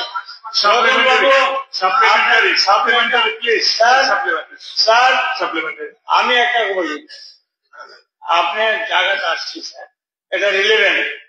ওই ট্রেজারিগঞ্জের থেকে যখন তার লক্ষ্মী পাঞ্জালি করে, আপনি লক্ষ্মী পাঞ্জালির সময় কিছু বলেন, আপনি আমাদের বলতে হবে এগুলি কি স্যার সুপ্রিম কোর্ট, হাইকোর্ট এবং বিভিন্ন ওনার স্টেটমেন্ট, এগুলিকে আপনি কি ইগনোর করেন? সাপ্লিমেন্টারি কি? সাপ্লিমেন্টারি হলো ক্রাইম রেট বৃদ্ধি করার জন্য, মানে ক্রাইম এগেইনস্ট ওমেন, ক্রাইম আপনার মার্ডার কেস, রেপ কেস, এগুলিকে দ্রুত পানিশমেন্ট দেওয়ার জন্য কোন ব্যবস্থা গ্রহণ করবেন কিনা? ওকে, ঠিক আছে।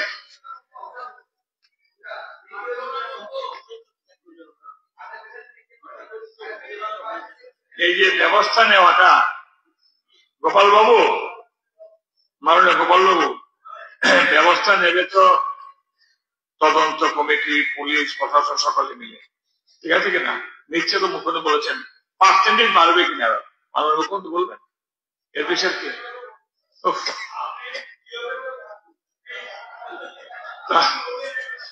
আমি পক্ষপাত বললাম কোথায়? একটা 5টা সেকেন্ড দিয়েছে পক্ষপাতি করলেন কি স্যার? আপনি দেখি হয় এটা, আপনি কি যেতে পারেন একটা পলিটিক্যাল পার্টির মিটিং এ মুখ্যমন্ত্রীর বাসভবনে? আপনাকে দেখেছি, আমার কাছে পত্রিকা আছে। না, আপনি যেতে পারেন?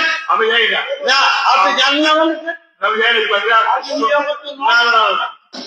আপনার ছিল ক্রাইম রেট বাড়বে কিনা? আরেকটা সরি আমার বক্তব্য হলো পানিশমেন্ট বাড়বে কিনা? আপনি নিরপেক্ষ নন। আমি বলছি মুখ্যমন্ত্রী আশ্বস্ত করুন যে কি করতেছে পানিশমেন্ট বাড়বে কিনা। ওকে স্যার, ওনার পাশে যে দুজন মেম্বার আছে ওনার ধরে, তাদের জিজ্ঞাসা করবেন না যে উনি কি সাপ্লিমেন্টারি কিছু করেছে? আপনি প্রশ্ন কি করছেন? আরে আপনি কথা বলবেন। ঠিক আছে, আমি পরবর্তী প্রশ্ন চলে যাবো। বলবেন? মাননীয় অধ্যক্ষ মহোদয়, মাননীয় বিধায়ক গোপাল রায় মহোদয় সন্দেহ প্রকাশ করছেন যে আমার জানা নেই কনভিকশন হচ্ছে না হচ্ছে। ওই মাঝখানে একটা কথা হয়েছিল সার্জিক্যাল স্ট্রাইক কি, এয়ার স্ট্রাইক কি। যিনি প্রশ্ন করেছেন পরবর্তী সময়ে কি বলছিলেন, এখন থেকে এয়ার স্ট্রাইক, সার্জিক্যাল স্ট্রাইক যখন হবে ওনাকে নিয়ে যাবে, নিয়ে আর্মি এবং এয়ারফোর্সের ওরা ওখানে রেখে আসবে। আমি ভাবছি এখন থেকে আপনাকে বারবার ডাকবো এবং নিয়ে যাবো কোথায় কোথায় কত কনভিকশন হলো করতে, তো আপনি নিজের ওকে নিশ্চয়ই নিয়ে যাবেন। আমার কাছে যা রিপোর্ট আছে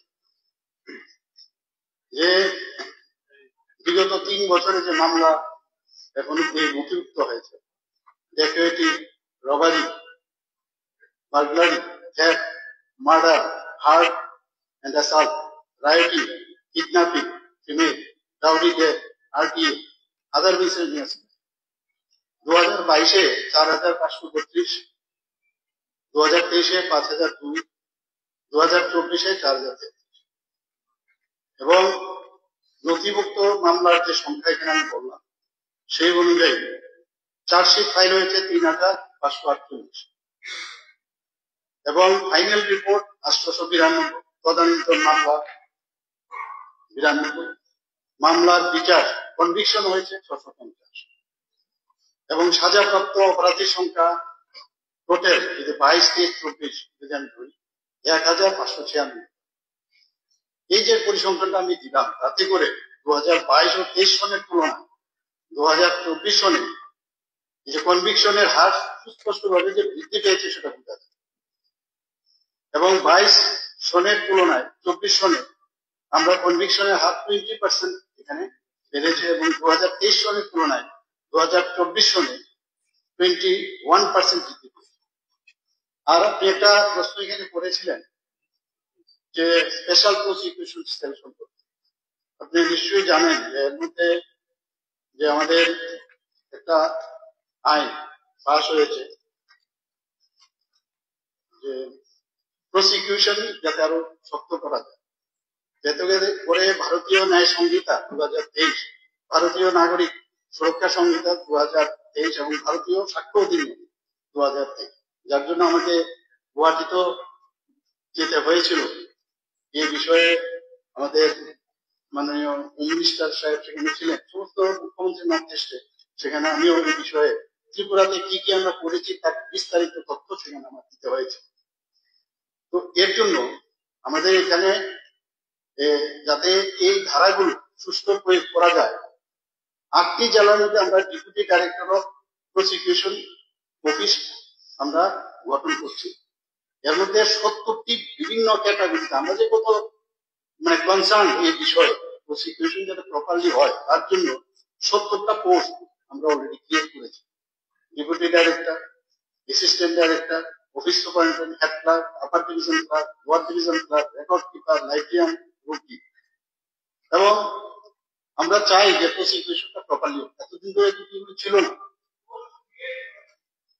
না না অলরেডি তো আমরা অ্যাডভার্টাইজমেন্টও করছি, অলরেডি অ্যাডভার্টাইজমেন্টও করা হয়েছে। তো সেশন ট্রায়াল মামলাগুলো অ্যাসিস্ট্যান্ট পাবলিক প্রসিকিউটর এবং জেলা ও দায়রা আরো কি দেবেন আপনি, যেটা আমি বলেছিলাম যে পেরবি যে একজন আছে আমাদের প্রতিটি থানা, যাতে অ্যাসিস্ট্যান্ট এপি পিপি তাদেরকে যেন সবসময় যোগাযোগ রাখে এবং জেলা ও দায়রা বিচার থেকে মামলা পরিচালনার সহায়তা করার জন্য এই পেরবি অফিসার কিন্তু আমরা নিযুক্ত করেছি প্রতিটি থানায়। আমাদের তরফ থেকে তো আমরা চেষ্টা করছি যাতে কন্ডিশন বাড়ে এবং সেইভাবে কিন্তু আমি যা বললাম তাতে কিন্তু এটা বোঝা যাচ্ছে যে আমরা অনেক মানে এখানে সাজার বিষয় বলছেন, কনভিকশনের কথা বলছেন, সেই বিষয়গুলো কিন্তু সুস্পষ্ট। একজন মাননীয় মুখ্যমন্ত্রী বাড়িতে চা পানের আমন্ত্রণ যাওয়াটা নিশ্চয়ই স্পিকারের পক্ষে গর্হিত কাজ নয়। প্লিজ প্লিজ পরবর্তী প্রশ্নকর্তা শ্রী মানব দেববর্মা মহোদয়।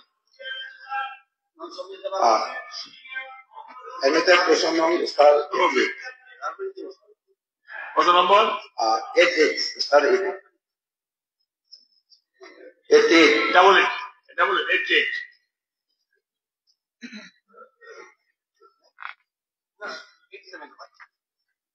আজকাল মাননীয় অধ্যক্ষ মহোদয়, মাননীয় গোপাল প্রস্তাব যেটা বলছেন না, আজকাল তো একটা সমস্যা, কোথাও আপনি গেলেন হঠাৎ করে বললেন স্যার একটা ফটো তুলুন, কে লোকটা চিনিও নাই, ফটো তুলে এরপর দেখা যায় সোশ্যাল মিডিয়ার মধ্যে গোল করে বলে আরে একটা এরকম, মানে আমি জানি না আমার মনে নেই কি বিষয়। আমি বলছি কনভিক্টেড কিনা এগুলো তো এখন সোশ্যাল মিডিয়ার দৌলতে এবং এগুলো হয়। আমি কি প্রথমে আমার সাথে ফটো তুলতে গেলে আগে তোমার সার্টিফিকেট নিয়ে আসো, তোমার সিবিআই রিপোর্ট নিয়ে আসো, এসপি রিপোর্ট নিয়ে আসো, লোকাল থানার রিপোর্ট নিয়ে আসো, কারোর বাড়িতে গেলে আগে বলতে জিজ্ঞেস করতে হবে আপনার বাড়িতে কোনো কেস আছে কিনা, কনভিক্টেড কিনা। তো মুশকিল, দেখা গেল যে কনভিক্টেড তার ভাইয়ের সাথে আমার ভালো রিলেশন, তার সাথে কোনো সমস্যা, আমাকে নিমন্ত্রণ করেছে। কাজে এগুলো নিয়ে আপনি চিন্তা করবেন না, আমি যথেষ্ট সচেতন বিষয়ে আমি আপনার বাড়িতে চা খেতে যাবো। সবাই চা পানে আপনি এইভাবে ওনার বাড়িতে যায় না সমস্ত ডেলিতে উঠেছে, অসুস্থ হয়ে গেল, যদি উঠে তাকে কি হলো, কি করা হয়েছে? অসুস্থ কে বলছে? আপনার বাড়িতে যেতে পারবে, আপনার বাড়িতে যেতে পারবে, কে বলছে যেতে পারবে? স্পিকার মুখ্যমন্ত্রী বাড়িতে যেতে পারবে না, কোন জায়গায় অবশ্যই। আর অসুস্থ পত্রিকাতে কি হলো বলছে তো যেতে পারবে, বলুন চা পানে আপনার কি হলো বলুন যে পত্রিকাগুলো অসুস্থ। আরে কি বলছেন? আমি বলছি যেতে পারবে, যেতে পারবে অবশ্যই, 100 বার যাবেন, কিন্তু আপনার বাড়িতে যেতে পারবে, কিন্তু স্পিকার যেতে পারবে না, এই কথাই শুনলাম। এভাবে বলে দেবেন না, উপরকে উঠেছে, পত্রিকার কথা বলিনি তো, 100 বার যাবে, 100 বার আমি তো বলছি যাবেন চা পানে। আপনি গেলেন কেন? ছবিতে পরদিন খবর মুখ্যমন্ত্রী, প্রাক্তন মুখ্যমন্ত্রী, যে কোনো মেম্বার, এক্স মেম্বার, যে কোনো বাড়িতে হয় না যেতে পারে, কোন প্রতিবাদ হয়নি। কিসের প্রতিবাদ? এটা কিসের প্রতিবাদ? চা পানে এমন যেতে পারে ঠিক আছে, কিন্তু পত্রিকাতে উঠেছে, তাহলে আপনি পত্রিকাতে প্রিভিলেজ করুন। তাহলে পত্রিকার কথা বলেনি, উনি বলছে না সাহস থাকবে প্রিভিলেজ করুন। কিসের প্রিভিলেজ? আমি বলছি যাবে তো, যাবে, দেখেছি তো স্পিকার বারবার যাবে। না না কি মিটিং? মিটিং না, চা খেতে দেখলাম, যাবে না মিটিং, সবাইকে দেখেছে, এইসব ছাড়েন ছাড়েন, সবাইকে দেখেছে। আমরা এত উস্কি দিয়ে পত্রিকার সাথে ডিফারেন্স করানো যাবে না তো। এই যে শুনুন, প্রভোগ করবেন না, আপনার প্রভোগে আমরা যাচ্ছি না, আপনারা যা বলবেন ঠিক উল্টাটা করবো, আপনারা যা করবেন ঠিক উল্টাটা। যখন আমরা ঠিক পথে চলি, যখন আপনার সাজেশন শুনবো মনে করবো ভুল করছি, ঠিক উল্টাটা করবো। মাননীয় ভাই মাননীয় কোশ্চেন হচ্ছে ডাবল কে দেবেন? মাননীয় মুখ্যমন্ত্রী বলুন। খালি বিভ্রান্তিমূলক আলোচনা। মাননীয় অধ্যক্ষ মহোদয়, মাননীয় বিধায়ক শ্রী মানব দেববর্মা মহোদয়ের যে প্রশ্ন 1, আগরতলা গড়বাদি মেইন রোড থেকে মধুসর্দার পাড়া হয়ে গারবাদি গোলাঘাটি পিডব্লিউডি রোড পর্যন্ত মেটালিং ও কার্পেটিং করার দপ্তরের কোনো পরিকল্পনা আছে? উত্তর হচ্ছে, আগরতলা গাবর্দি মেইন রোড থেকে মধুসর্দার পাড়া হয়ে গাবর্দি গোলাঘাটি পিডব্লিউডি রোড পর্যন্ত মেটালিং ও কার্পেটিং করার পরিকল্পনা বর্তমানে। প্রশ্ন 2 হচ্ছে, থাকলে কবে নাগাদ হবে বলে আশা করা যায়? উত্তর হচ্ছে, 1 নম্বর প্রশ্নের উত্তরের সাপেক্ষে এই প্রশ্ন আছে।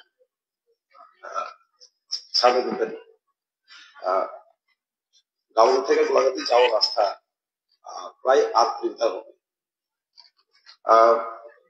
গাবর্দি বাজার থেকে মধুসর্দার পাড়া হয়ে গেলে আরো প্রায় 2 কিলোমিটার কমে যাবে রাস্তা। তাই ওই এলাকার মানুষ ওই রাস্তা দিয়ে বাজারে যাতায়াত করে। তাই এই এলাকার জনগণের স্বার্থে মধুসূদন পাড়া হয়ে যদি মেটালিং কার্পেটিং করা হয় তো এলাকার মানুষের সুবিধা হবে। তাই মাননীয় স্পিকার মহোদয়, আপনার মাধ্যমে আমি মাননীয় মুখ্যমন্ত্রী মহোদয়কে অনুরোধ জানাচ্ছি যাতে এই রাস্তাকে অতি সত্ত্বর যাতায়াত করা হয়। সাপ্লিমেন্টারি স্যার, যেহেতু মেইন রোডের কথা হয়েছে, Ambassa Ganganagar main road to Champaraipara PWD road, এখানে কিছুটা পিডব্লিউডি অংশ রোড, এটা কিন্তু মেনটেনেন্স করা হয়।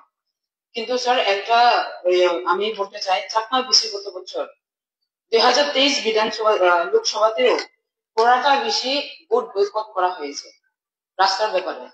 কারণ চাম্পাড়াই থেকে মালদা পাড়া এটা বর্ডার রোড, কিন্তু আমরা বারে বারে এটা ডিএম এর কাছে আমি বলার পরেও মিটিং এ কতবার আমি উদ্বোধন করেছিলাম, কিন্তু এর মধ্যেও এখানে একটা ফান্ড এখানে এখনো এই রাস্তাটা কোনো করা হয়নি। তো এই মাননীয় স্পিকার তরফ থেকে আমি চিফ মিনিস্টারের কাছে এটা অনুরোধ করতে চাই, শীঘ্রই এই রাস্তাটা যদি করলে খুব ভালো হবে। কারণ বৃষ্টির সময় এই বর্ডার রোডটা কোন রকম একটা ব্রেক সোলিং ও কোনো প্রমাণ নেই আজ পর্যন্ত, কাঁচা রাস্তার মতন হয়ে গেছে। তো বর্ডার রোড বিএসএফ জওয়ানরা বা সব এখানে পুরাটা বেশি এই রাস্তার উপর নির্ভরশীল। তাই এই কারণে এই অনুরোধ আমি জানাই। ঠিক আছে, সময় একদম শেষ, উত্তরটা দিয়ে শেষ হয়ে যাবে।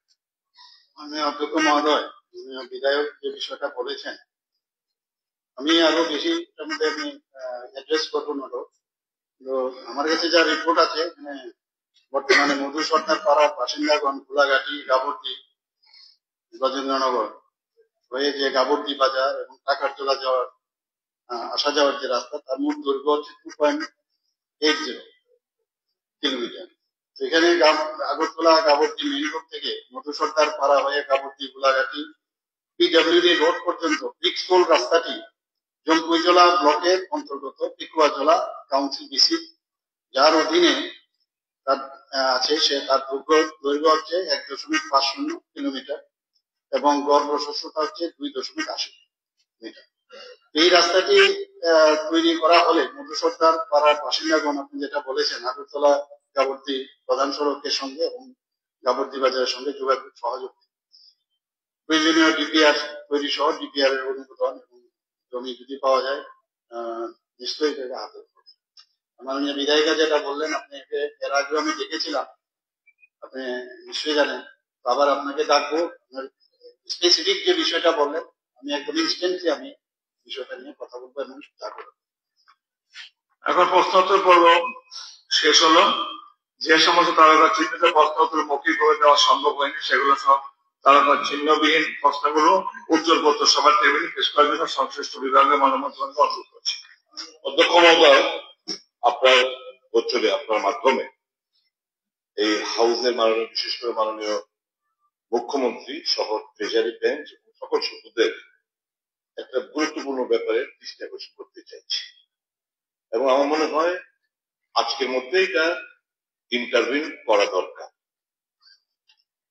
ভেরি রিসেন্টলি গত 20 তারিখে justice Arindam Lodh Tripura cricket association নিয়ে একটা অর্ডার দিয়েছেন যে 28 কোটি টাকা এসকালেশন প্রাইস এই কোম্পানিকে দেওয়ার জন্য, Ram Kripal Singh construction private limited company দেওয়ার জন্য, এবং বলেছেন 20 তারিখ অর্ডার দিয়ে বলছেন this 28 crores is to be paid within next 5 days, that is by 25th of this month, up to 24th. এই খবর পাওয়ার পর justice Arindam Lodh is retiring tomorrow, কালকে রিটায়ার করছে। প্লিজ, এখন কথা হচ্ছে সবটা প্রসিডিংস হয়েছে আমার চেম্বারে। কেস ছিল কোনটা? মাননীয় প্রাক্তন আইনমন্ত্রী বুঝবেন, WPC কেস নম্বর 471 of 2023। এটার মধ্যে কি রিলিফ চাইছিল? as to why a group of members shall not be issued directing respondent number 2 to constitute a special investigation team, Act number special investigation team, যেটা পরবর্তী সময় গঠিত হয়েছে, investigating the matter of financial irregularity in procurement of the high mast LED flight rated MBBS and এটা number 1. Number 2 হচ্ছে as to why a writ of mandamus shall not be issued directing a fresh election to be conducted to the TCA and Apex Council for the Tripura Cricket Association. খুব ভালোতে এই যে কেসটা 2023 31/7/2023 start হয়েছে, এটা বারংবার part করে খুব ভালোতে এত এই একটা কেস এত দিন ধরে পার্ট হয় না। যাই হোক, এই পার্টের সঙ্গে ইন দ্য মিন টাইম আমাদের হাইকোর্টের চিফ জাস্টিস অলরেডি একটা আরবিট্রেটর নিযুক্তি করেছিলেন 2024 সালে, if I am not wrong, 2024 সালে। হ্যাঁ, এখন এই আরবিট্রেশনটা is lying before the competent authority. এটাকে, এই যে দুটো প্লি, এটাকে উনি ডিসপোজ করতে গিয়ে এটা করতে নিয়ে এনেছে। পার্টি আমার চেম্বারে আসো, TCA চেম্বারে আসো, রাম কৃপাল সিং তুমি চেম্বারে আসো। What went? We don't know. Nobody is above the suspicion of the eyes or lenses of the people, common people. The order itself is fictitious and suspicious. Why I am telling fictitious is because of the fact, মাননীয় মুখ্যমন্ত্রী, আপনি UR dream project TCA মধ্যে আপনার একটা president ছিলেন, তার জন্য আপনাকে আমি ওয়াকিবহ করতে চাই ইন্টারভিউ।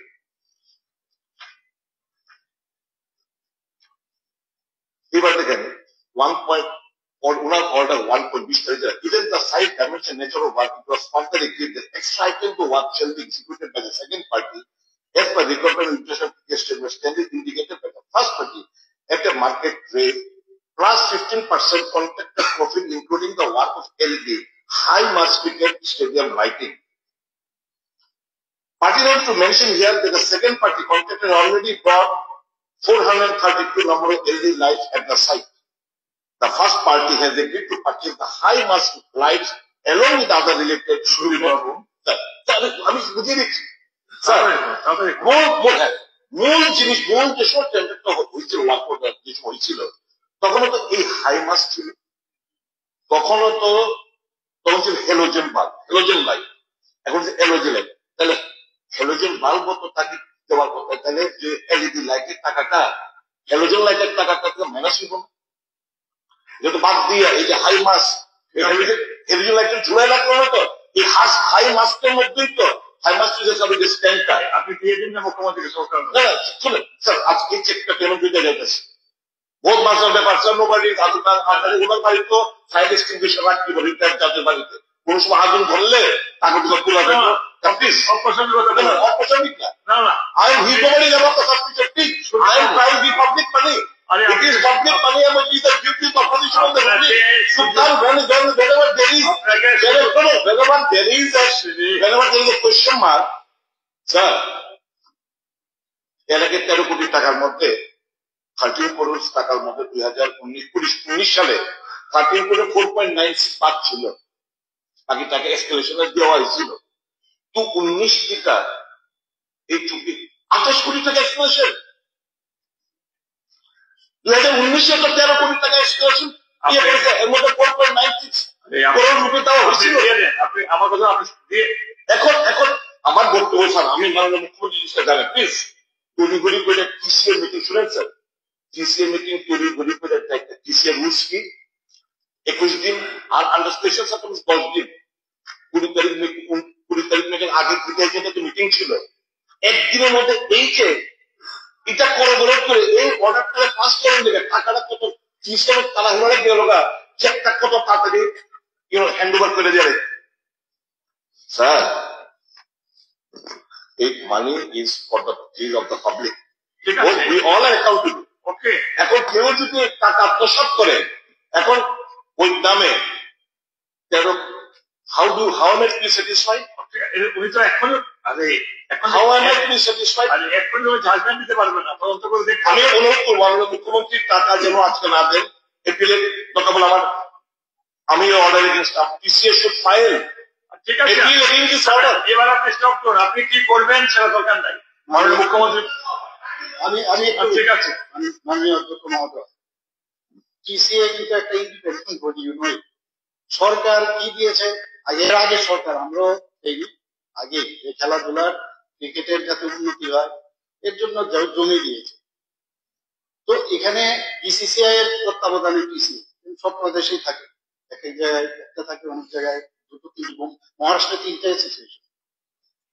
তো এখানে যখন মানে আমরা গভর্নমেন্টের সাথে যেখানে পয়সার কথা আছে সেখানে কিন্তু আমাদের কোনো এখানে মানে কানেকশন নেই, এখানে আমাদের পক্ষে অসম্ভব ইন্টারফেয়ার করা। আমরা কোথায় যাব যখন আইন শৃঙ্খলার বিষয় দাঁড়াবে। আর এখানে মাননীয় মানে আপনার উচ্চ আদালতে সেখানে কথাবার্তা হচ্ছে, একজন জাজের ওখানে কথা হচ্ছে, সেখানে আমরা কি করে এখানে কথা বলতে পারি? এখানে কিন্তু আমাদের কোনো স্পেস নেই যে গভর্নমেন্ট এখানে কি বলবে, গভর্নমেন্ট কিছু বলার মানে কোন স্কোপই নেই। আর বাকি তারপরেও যদি আরো এই বিষয়ে আমি অন্যান্য আইন শৃঙ্খলার বিষয় থাকলে আমি খবর নেব টোটাল নিয়ে, কিন্তু আমরা যদি বলি কালকে কি না, আমার কথাটা আন্ডারস্ট্যান্ড আমি কি বলছি বলতে আমি বোঝানোর চেষ্টা করছি যে আমাকে যদি আপনি বলেন আজকে আপনি বলে দিন যে টাকা যাতে না পেমেন্ট হয়, এটাকে আমি ইন্টারফেয়ার করতে পারি? আমি ইন্টারফেয়ার করতে পারি না, আমি পারবো এটা? কোন ক্যাপাসিটিতে আমি করতে পারবো? আমি তো ইন্টারফেয়ার উনি হাইকোর্টের জাজ, তিনি কি হয়েছে না হয়েছে আমি কিছুই জানি না। এবং যদি আপনি জানতে চান আমি আলাদাভাবে আপনাকে বলতে পারবো যে এই হয়েছে, কিন্তু অফিসিয়ালি আমি কি করে বলবো? যেখানে ওখানে কোনো কেস হয়, পুলিশের কোনো বিষয় দাঁড়িয়েছে, সেখানে আমি বলতে পারবো আপনার বিষয়। তারপরে আপনি যখন বলছেন আমি নিশ্চয়ই বিষয়টা আমি খবর নিয়ে আসবো। ঠিক আছে, আবার না সন্দীপ বাবু, না অনেক 10 মিনিট, না 10 মিনিট হয়ে গেল। কেন টিসিএ যেন এই অর্ডারের প্রেক্ষিতে এপিল করে? আমি বলতে হচ্ছে টিসিএ আপনার যিনি president is very close friend of you, that's what I am telling, that's why I want to tell you, and you people are directly indirectly involved with this. আমার কথা হচ্ছে এই টিসিএ যেন এই অর্ডারের এগেইনস্টে এপিল করে এবং এটা ড্র্যাগিং করে নিয়ে এসছে, এটা ছিলেন না। আপনি বলেছেন অনেক কথা, এখন যদি মনে এখন আমাদের কি করা, গভর্নমেন্টের কি করা, আর মুখ্যমন্ত্রীর এখতিয়ার আছে তো, উনি ওনার এখতিয়ার পরিবর্তে কাজ করবেন নাকি? সওয়াল কি বলছিলেন বলো, আপনি বলবেন সওয়াল পরিবর্তে এই বিষয়ে আমি স্যার একটা মিনিট হয় না, একটা আমি যেন পারবো না ট্রাঙ্কিল করতে। শ্যামল বাবুকে বলেছেন, শ্যামল বাবু বলুন না, সবই গুরুত্বপূর্ণ। আরে আপনি মাননীয় মুখ্যমন্ত্রী বলেছেন যে না, এটা আমরা সম্পর্কিত। We are the biggest stake holders. আমাদের বর্তমান এবং ভবিষ্যৎ প্রজন্ম, তারা অনেকে ক্রিকেট একটা পেয়েছেন, তাদের একটা ইনফ্রাস্ট্রাকচার হবে এটা নিয়ে এত বড় একটা ঘোটালা হতে যাচ্ছে। নাম্বার 1। নাম্বার 2, ঠিক আছে, এরকম আমি ঘোটালা বললাম না, ঠিক আছে, উদ্র করলাম, কিন্তু এরকম একটা অনিয়ম হতে যাচ্ছে। নাম্বার 2, স্টেট গভর্নমেন্ট এই ল্যান্ডটা কৃষি কে উইদাউট প্রিমিয়াম বা কম প্রিমিয়ামে দিয়েছে। তো স্টেট গভর্নমেন্ট কেন স্টেট হোল্ডার হবে না? হ্যাঁ ঠিক, চিফ মিনিস্টার এটা অর্ডার দিতে পারেন না, এটা আমরা সকলেই বুঝি, কিন্তু Tripura cricket association that affiliated to the Tripura Sports Council, no, anyway, yes, they are affiliated. এবং Tripura Sports Council, they are funded by the state exchequer. সেরকম ভাবে এই কৃষি কে, ঠিক আছে, চিফ মিনিস্টার পারেন না, সরকার পারেন না, কিন্তু অন্যভাবে না স্যার, এটা অত্যন্ত গুরুত্বপূর্ণ। ওকে, ঠিক আছে, একদিকে হলো বহুদিন চলে গেল, তারপরে হলো এইভাবে যদি চলে যায়, ওটা আমরা শুনলাম হওয়া উচিত। শ্যামলবাবু প্লিজ, না আমরা লিডার অবস্থা করে ফেলেছি, আর কত প্লিজ, না না না প্লিজ, এক্সট্রিমলি সরি শ্যামলবাবু, সরি সরি, বুঝলাম এই বিষয় না। আরে একটা সময় একটা নির্ধারিত মাত্রা থাকবে তো, আরেকজন যদি ওঠে নির্ধারিত না, আপনি কালকে বলবেন প্লিজ, কালকে। আপনি আজকে নেন না, আমি তো আরে বাধাবাদ করবেন না প্লিজ, রিকোয়েস্ট করছি প্লিজ, ইউ আর হচ্ছে সিনিয়র মেম্বার, আগামীকালকে বলুন, আমি ফার্স্ট আপনাকে সময় দেবো, আগামীকাল নির্ধারিত সময় গিয়ে চলি আমরা। এখন রেফারেন্স পিরিয়ড আমি মাননীয় সদস্য নিকট থেকে 3টি রেফারেন্স পিরিয়ড নোটিশ পেয়েছি, সে নোটিশগুলি পরীক্ষা নিরীক্ষার পর গুরুত্ব অনুসারে সবাই উত্তোলন অনুমতি দিয়েছি। প্রথমে মাননীয় সদস্য শ্রী অশোক চন্দ্র মিত্র এবং নির্মল বিশ্বাস কর্তৃক যুগ্মভাবে আনন্দিত রেফারেন্স নোটিশটি বিষয়বস্তু সবাই উত্থাপনের জন্য ওনাকে অনুরোধ করছি। স্যার, গত 17 মার্চ 2025 ইংরাজি ত্রিপুরা দর্পণ পত্রিকার প্রথম পাতায় সংকট সত্ত্বেও নার্স নিয়োগ বন্ধ, রাজ্যে চিকিৎসা পরিষেবা ব্যাহত, এই শীর্ষক সংবাদ সম্পর্কে আমি স্বাস্থ্য দপ্তরের ভারপ্রাপ্ত মাননীয় মন্ত্রী মহোদয়কে বিষয়টি বিবৃতি প্রদানের জন্য আহ্বান করছি। তিনি আজ বিবৃতি অপারগত, তার পরবর্তীতে তারিখ জানাবেন। মাননীয় অধ্যক্ষ মহোদয়, আগামী 1 এপ্রিল দ্বিতীয় রেফারেন্স নোটিশ এনেছেন মাননীয় সদস্য শ্রী পাঠানলাল জামাতিয়া। এখন আমি ওনাকে রেফারেন্স নোটিশটির বিষয়বস্তু সহ উত্থাপনের অনুরোধ করছি। গত 23 মার্চ 2025 তারিখে এদেশের স্কুলগুলিতে ছাত্র সংকট চরম আকারে, দৈনিক সংবাদ পত্রিকায় প্রকাশিত সংবাদ সম্পর্কে মাননীয় শিক্ষা বিভাগের ভারপ্রাপ্ত মাননীয় মন্ত্রীকে মহোদয় অনুরোধ করছি রেফারেন্স নোটিশটির বিষয়ে বিবৃতি প্রদানের জন্য। যদি আজ তিনি বিবৃতিতে প্রস্তুত না হন, সময় যেতে পারেন, অন্যদের বিবৃতি দিতে পারবেন, সেটা অনুরোধ জানাই। মাননীয় অধ্যক্ষ মহোদয়, 1 এপ্রিল তার উত্তর দেব। তৃতীয় রেফারেন্স এনেছেন মাননীয় সদস্য শ্রী প্রমোদ রিয়াং মহোদয়। এখন আমি ওনাকে রেফারেন্স নোটিশটির বিষয়বস্তু সহ অনুরোধ করছি। বলেন। স্যার, আগরতলা কামান প্রমাণিতে ত্রিপুরা রাজ্যের ইতিহাসে বীর রাজ্য প্রথম মুক্তি স্থাপনিত দপ্তরের উদ্যোগ নিয়েছে সেই সম্পর্কে আমি নগরায়ণ দপ্তরের ভারপ্রাপ্ত মাননীয় মন্ত্রী মহোদয়কে অনুরোধ করছি রেফারেন্স নোটিশের বিষয়ে বিবৃতি প্রদানের জন্য। যদি তিনি আজ বিবৃতি না থাকেন তবে সময় যেতে পারেন, পরে তিনি বিবৃতি দিতে পারবেন, সেটা অনুরোধ জানাবেন। মাননীয় অধ্যক্ষ মহোদয়, calling attention distraction notice Gopal অধীনে দিয়েছেন, এটা দুটো দপ্তর। আর আপনার একটা সুদীপ বাবুটা, এটা অলরেডি কিন্তু কোশ্চেন এসে গেছে, কলিং অ্যাটেনশন আর রেফারেন্সে, এটা মাননীয় মুখ্যমন্ত্রী মহোদয় 1 তারিখ বিবৃতি দেবে, এটা অলরেডি সাবমিটেড। ওই যে টিএমসি তে টাকা টোকা নিয়ে, এটাই তো আপনি বলুন একবার, আপনি রিড আউট করুন। ত্রিপুরা মেডিকেল কলেজের মহা কেলেঙ্কারি শিরোনাম প্রকাশিত সম্ভব। এটা অলরেডি সাবমিট হয়ে গেছে, মাননীয় মুখ্যমন্ত্রী মহোদয় 1 তারিখে বিবৃতি দেন, এটা পাস, এটা হয়ে গেছে, এসছে। গোপালবাবু আপনি ডাবল দুটো ইয়েতে এনেছেন দপ্তরের উপরে, এই জন্য ডিলার হয়েছে। কোনটা আপনার যেটা দিয়েছিলেন রেফারেন্স না কলিং?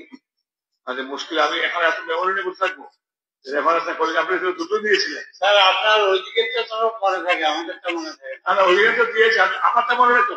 নির্মলবাবু বলেছেন তো সুদীপবাবুকে, সুদীপবাবু বিশ্বাস করলেন না। না আমার কোনটা স্যার আপনার টেবিলে থাকবে?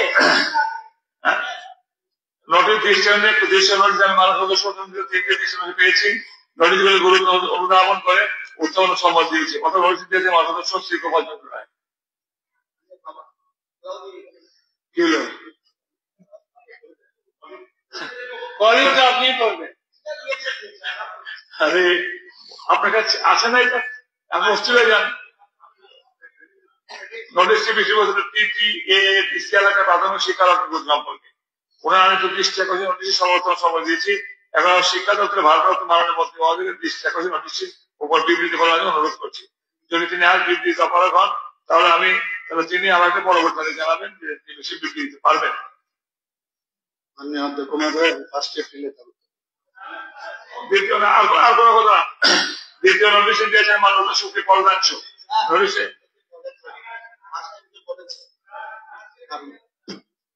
আমি বলি এডিসির কোশ্চেন উনি কালেক্ট করতে হবে, দপ্তরের অফিসার টাকা বসে করতে হবে, ডাইরেক্টর যারা স্কুল ডিপার্টমেন্ট কালেক্ট করবে, এডিসি সংক্রান্ত যেগুলি এগুলি কালেক্ট করতে হবে, এয়ারপোর্ট রেল লাইন এগুলি কালেক্ট করতে হবে।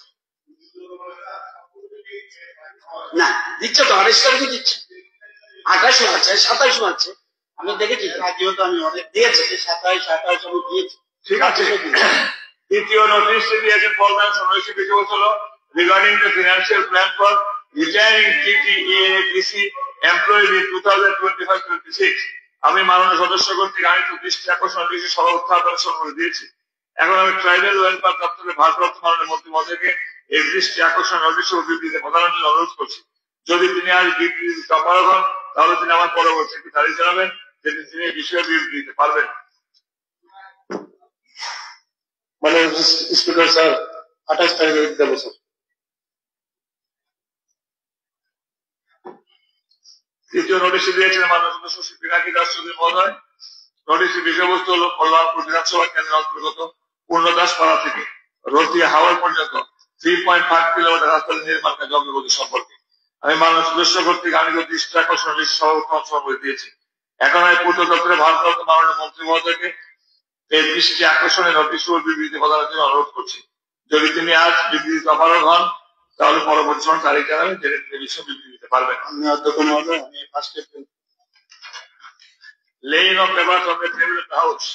Now the business before the house laying a copy each of the Tripura State Goods Service and Tax Amendment Rules 2025.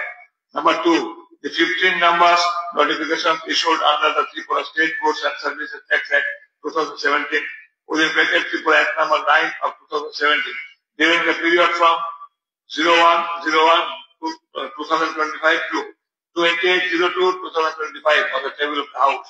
Now I request the Honorable Minister in charge of the Financial Sector Department to lay a copy of each of the above mentioned rules and notification on the table of the House.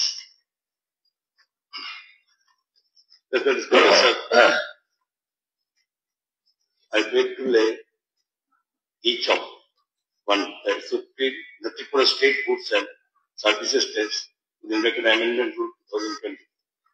Second, the 15th numbers notification issued under the Tripura State Goods and Services Tax Act 2017 within bracket Act number 9 of 2017 during the period from 1/1/2025 to 28/2/2025 on the table of this order. Now the vehicle before the House is laying a copy of the economic review of the Tripura for the year 2023-24 on the table of the House. Now I request the Honorable Minister in charge of the Statistics and Sector Department to lay a copy of the above mentioned economic review on the table of the House.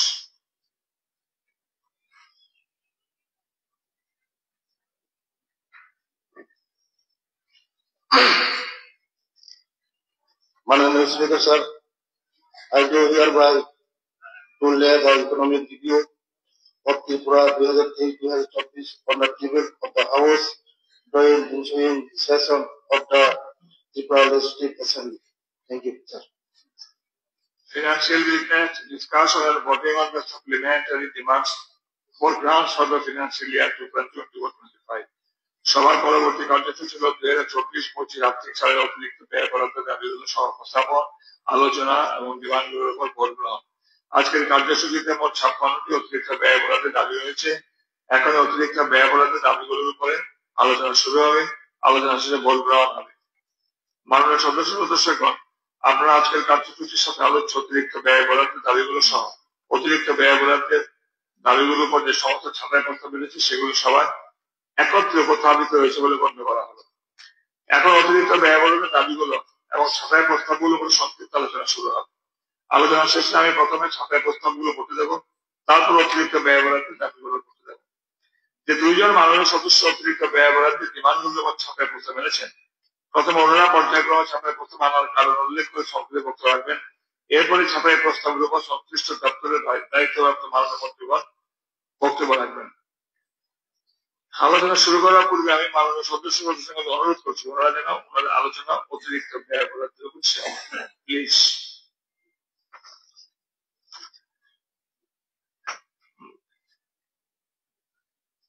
আজকে মাননীয় সদস্যগণ আজকের কার্যসূচি অন্তর্ভুক্ত 24-25 বিদ্যাগুলো ছাত্রের বাচ্চাগুলো কে করবেন প্রথম করবেন আরো বলুন দুজনই।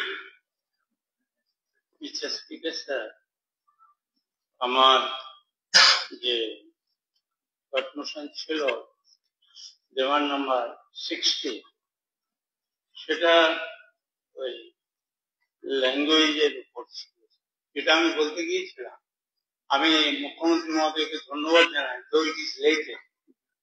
কালকে উনি সমস্যাটার সমাধান করেছেন। স্ক্রিপ্টের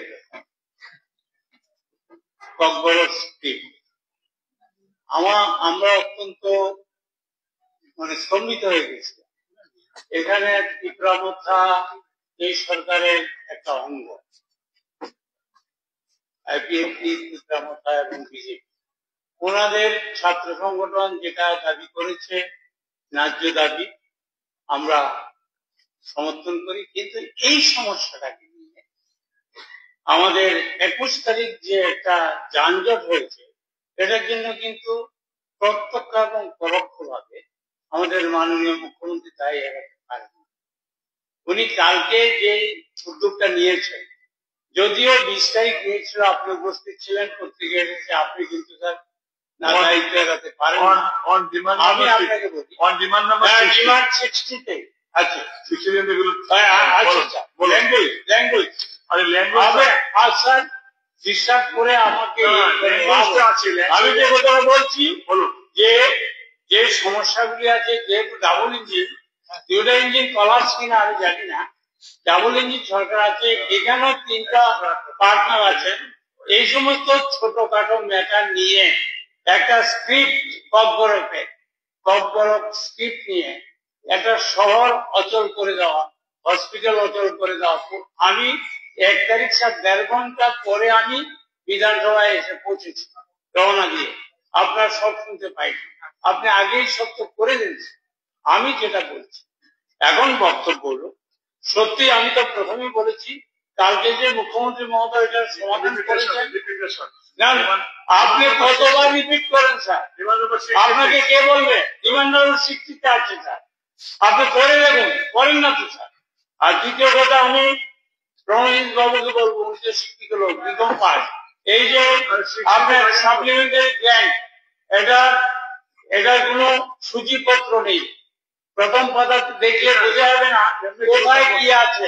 স্যার সাপ্লিমেন্টারি গ্র্যান্ট যদি ডিফেক্টিভ হয় সেটা বলা যাবে না, এটি যে ডিফেক্টিভ। আমি কতবার বলি পয়েন্ট নাম্বার 60 থাকো, আমি 60-তে আছি। একটু প্লিজ সর্দার গোপাল বাবু, আমি একটা কথা বলি, একটু প্রত্যেকের সে আমিও প্রতিবেশী। দুটো জিনিস বাজেট, একটা হলো মূল বাজেট, যেটা আজকে একটু পরে আলোচনা আরম্ভ হবে, আরেকটা সাপ্লিমেন্টারি যে বিষয়টা এসেছে ছিল মূল বাজেটের 24-25। মূল বাজেটে কি করতে পারবেন? দুই ধরনের আলোচনা। The budget shall be dealt with by the Assembly in two stages, namely general discussion and the voting on demand project, যেটাকে আমরা কাট কোশ্চেন বলি। এবার সাপ্লিমেন্টারি কি? সাপ্লিমেন্টারি হলো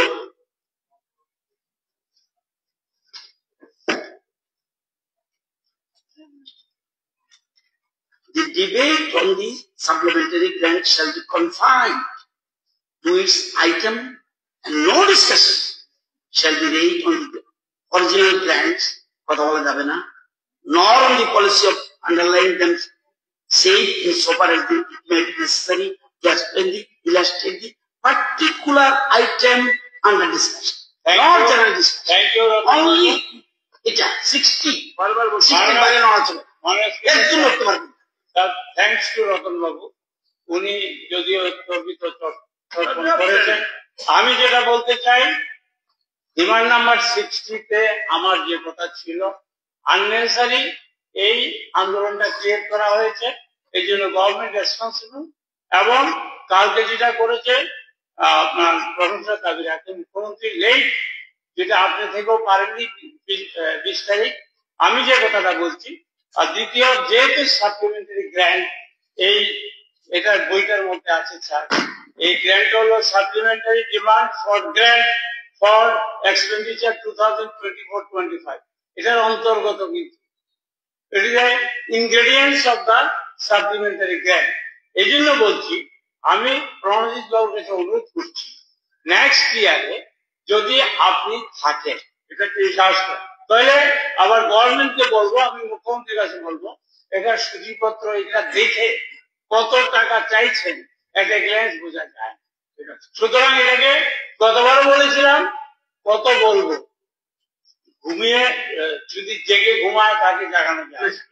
এই সরকার জেগে ঘুমাচ্ছে,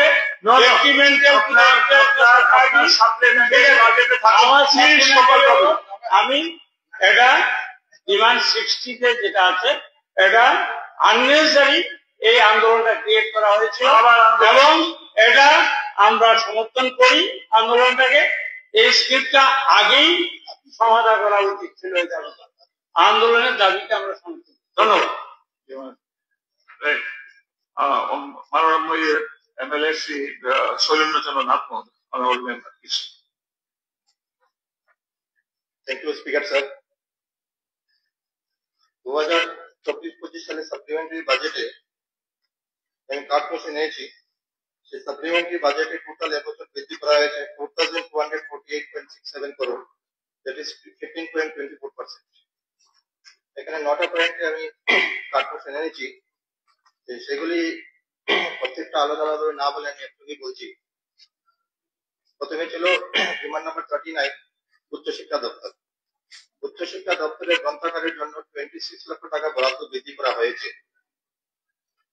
এটি রাজ্যের কলেজ বিশ্ববিদ্যালয় গ্রন্থাগারগুলির পরিকাঠামো উন্নয়নের জন্য যথেষ্ট নয়। আমাদের শিক্ষার্থীরা আধুনিক সুযোগ সুবিধা থেকে বঞ্চিত হচ্ছে এবং মানসম্মত শিক্ষা পাওয়ার ক্ষেত্রে পিছিয়ে পড়েছে। ডিমান্ড নাম্বার 39 এর আরেকটা ছিল আউটসোর্সিং। আউটসোর্সিং এর পরিষেবা বৃদ্ধির জন্য 145.75 লক্ষ টাকা বরাদ্দ বাড়ানো হয়েছে।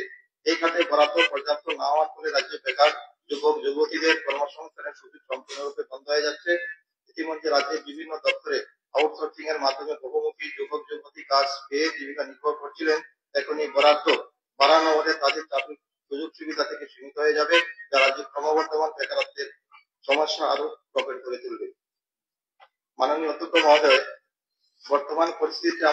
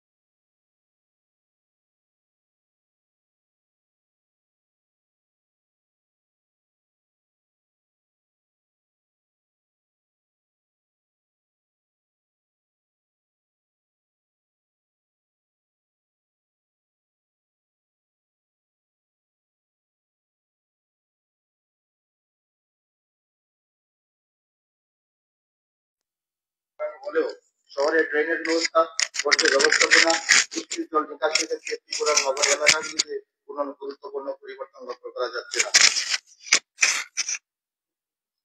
ডিমান্ড নাম্বার 6,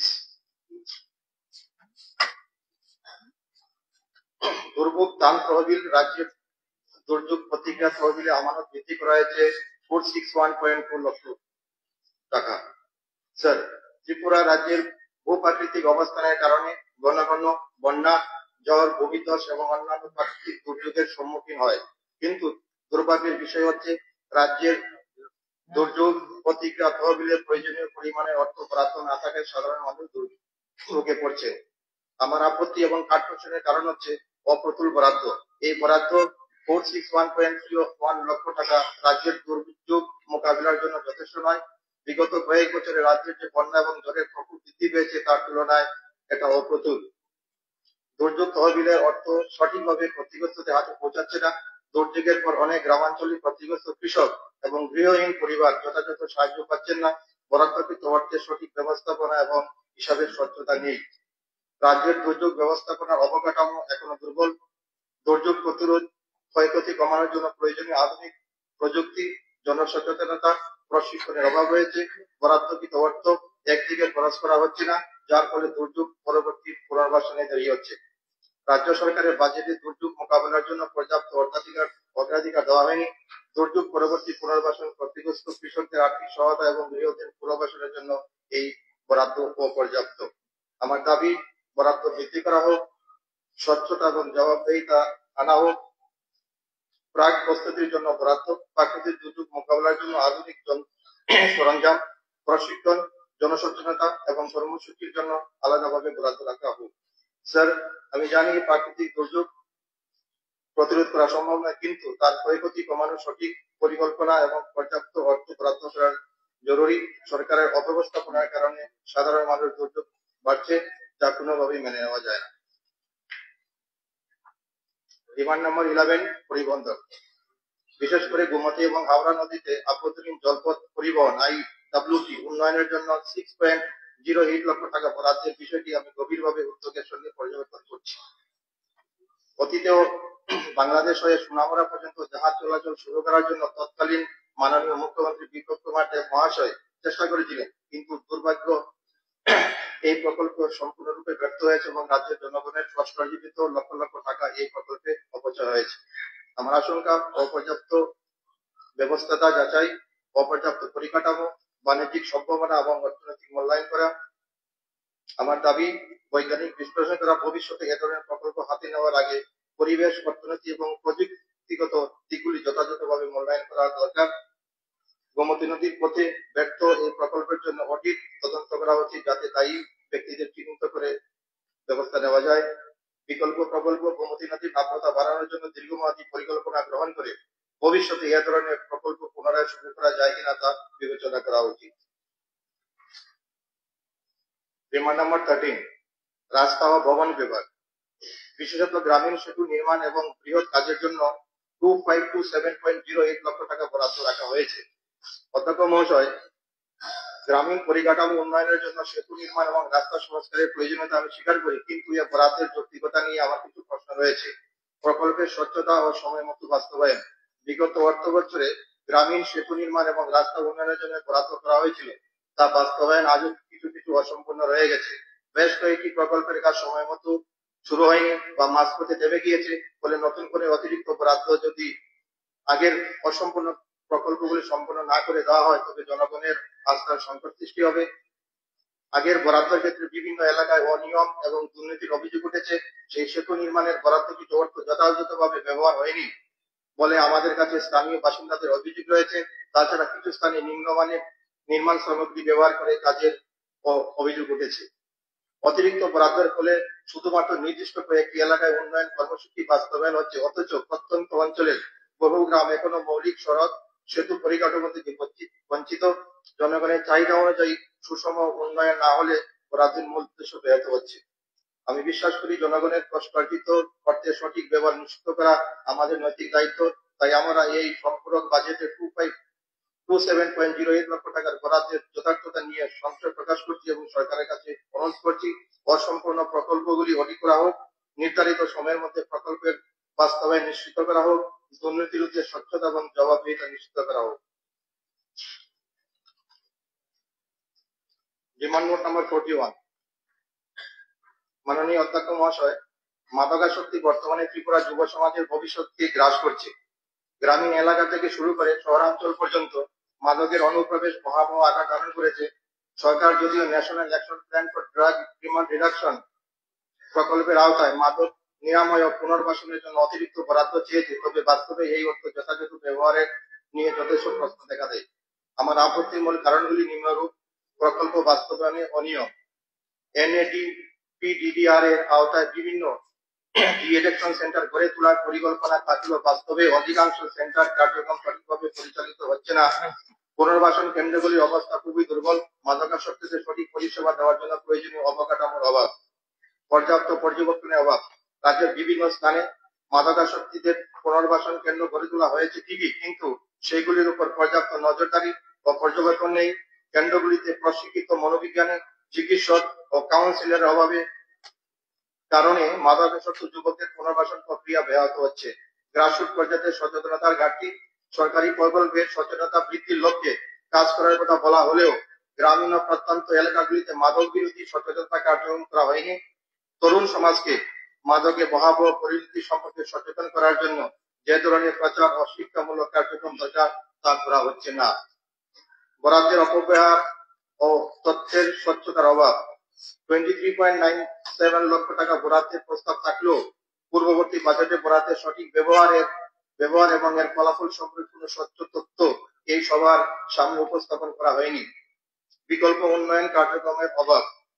মাদকের বিকল্প হিসাবে যুব সমাজকে বিভিন্ন দক্ষতা প্রশিক্ষণ, খেলাধুলা ও সাংস্কৃতিক কর্মকাণ্ডে নিয়োজিত করার জন্য যে প্রকল্পগুলি নেওয়া হয়েছে তা যথেষ্ট নয়। শুধুমাত্র মাদকাসক্তি নিয়ে নিরাময় নয়, তাদের মূল স্থিতি ফিরিয়ে আনার জন্য জীবিকা এবং শিক্ষামূলক কর্মসূচি প্রয়োজন। মাননীয় অধ্যক্ষ মহোদয়, সরকারের উচিত শুধুমাত্র অর্থ বরাদ্দ করাই নয়, বরং বরাদ্দকৃত অর্থের যথাযথ ব্যবহার নিশ্চিত করে মাদকের চাহিদা হ্রাসে কার্যকর পদক্ষেপ গ্রহণ করা। ত্রিপুরা যুব সমাজকে রক্ষা করতে হলে এই প্রকল্পের বাস্তবায়নের স্বচ্ছতা ও জবাবদিহি নিশ্চিত করা।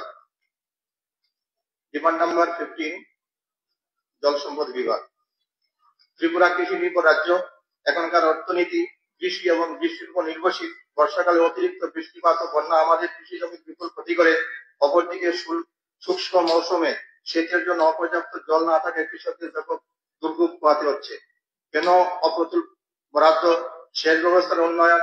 রাজ্যের অধিকাংশ সেচ প্রকল্প বেহাল অবস্থায় রয়েছে। বেশিরভাগ লিফট ইরিগেশন প্রকল্প এবং গভীর নলকূপ অকেজু অবস্থায় রয়েছে।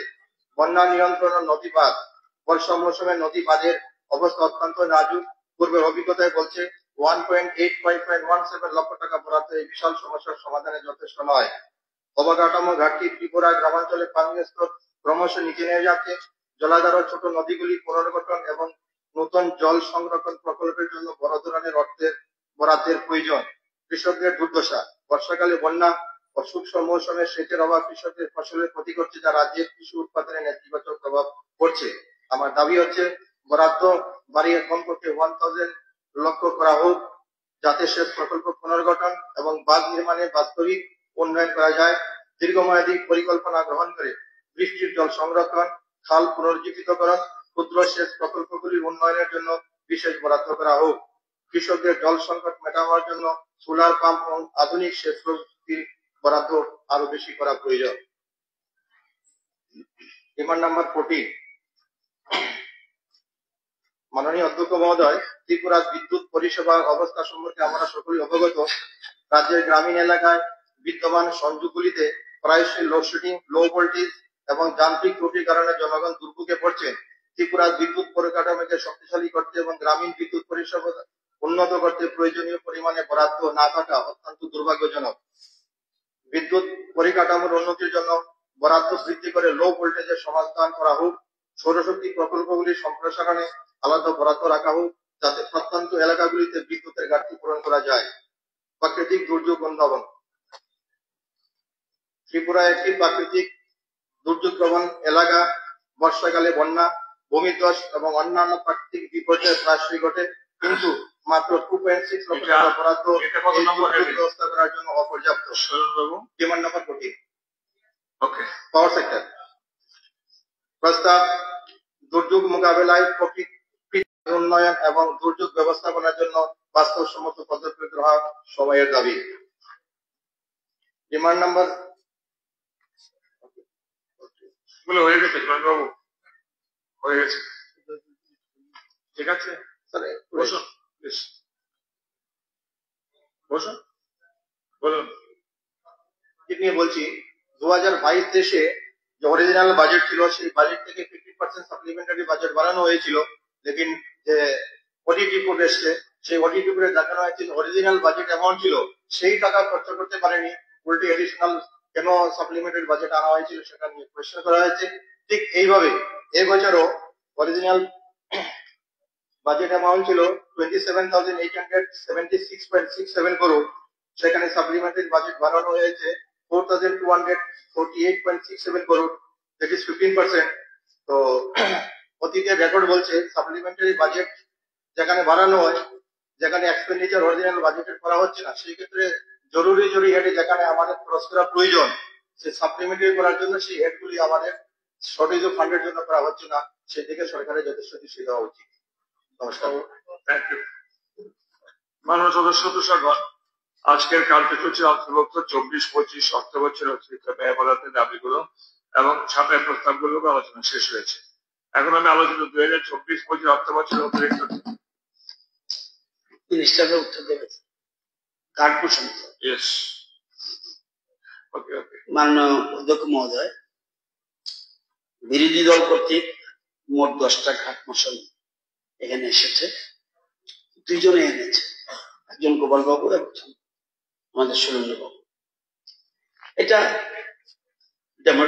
ডেমোক্রেটিক প্রসেস, এটা রুলস এন্ড প্রসিডিউরে আছে যে যখন কোনো বাজেট হয় সেই বাজেটের উপরে ইচ্ছা করলে বিরোধীরা তাদের কোন ব্যাপার সম্বন্ধে যদি আপত্তি থাকে ভেন্টিলেট করতে পারে। সেজন্য 3 ধরনের কার্ড পোষণ আনা যায়, policy card, token card, economic card. মূলত ওই পার্টিকুলার ডিপার্টমেন্টের পার্টিকুলার হেডে যে প্রবলেমগুলি তুলে ধরেছেন। আমি দেখলাম অনেকদিন পর শৈলেন্দ্র বাবু কি সিস্টেম অনুযায়ী ওনার বক্তব্য রেখেছেন। আমরা মানি না মানি এটা আলাদা, কিন্তু পদ্ধতি কি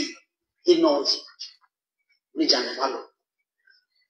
আমি অন্য কারা জানেন না জানি সেটা চাচ্ছি না, কিন্তু ভালো করে উনি বলেছেন সিস্টেমটা কি উনি বুঝে যে ভেন্টিলেট আমার কথা বলতে হবে, আমার ওই জায়গাটা এই জায়গাটা মাননীয় মন্ত্রী শুনেছে। তো আমার এই 10টার মধ্যে আমারও একটা আছে, এবং এবার ইকোনমি আর টোকেন কার্ড কেউ আনেনি, এবার এনেছে পলিসি কার্ড। ঠিক আছে, এখন আমার দপ্তর সম্বন্ধে যেটা এনেছে 14, demand number 14, development of government policy by providing adequate assistance under natural calamities of climate change. Sir, আপনি জানেন যে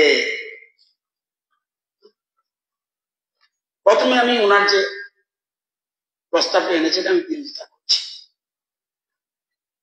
24-25 অর্থ বছর এই বইটা যদি দেখেন বা মূল বইটা দেখেন, দেখবেন এই হেডে পাওয়ার ডিপার্টমেন্ট কোনো টাকা রাখেনি। কেন রাখেনি? অযথা টাকা আমি কেন রাখবো? অনুমান করে সামান্য কিছু রাখা যায়, কেউ কেউ রাখে। আগাম বলেও দেয়নি যে এত বড় সাইক্লোন বা এত বড় ডিসাস্টার হবে, সেই জন্য পাওয়ার দপ্তর কোনো টাকা রাখেনি। ভালো করেছে, অন্য দপ্তরে টাকা গেলে সেটা কাজে লাগাতে পারবে। এই জন্য দেখবেন বাজেট অনেক জ্ঞান সমিতি দেখবেন ফাইন্যান্সের কাছে প্রচুর টাকা রেখে দেয়, যখন প্রয়োজন হবে যেন ডিপার্টমেন্ট গুলি দিতে পারে।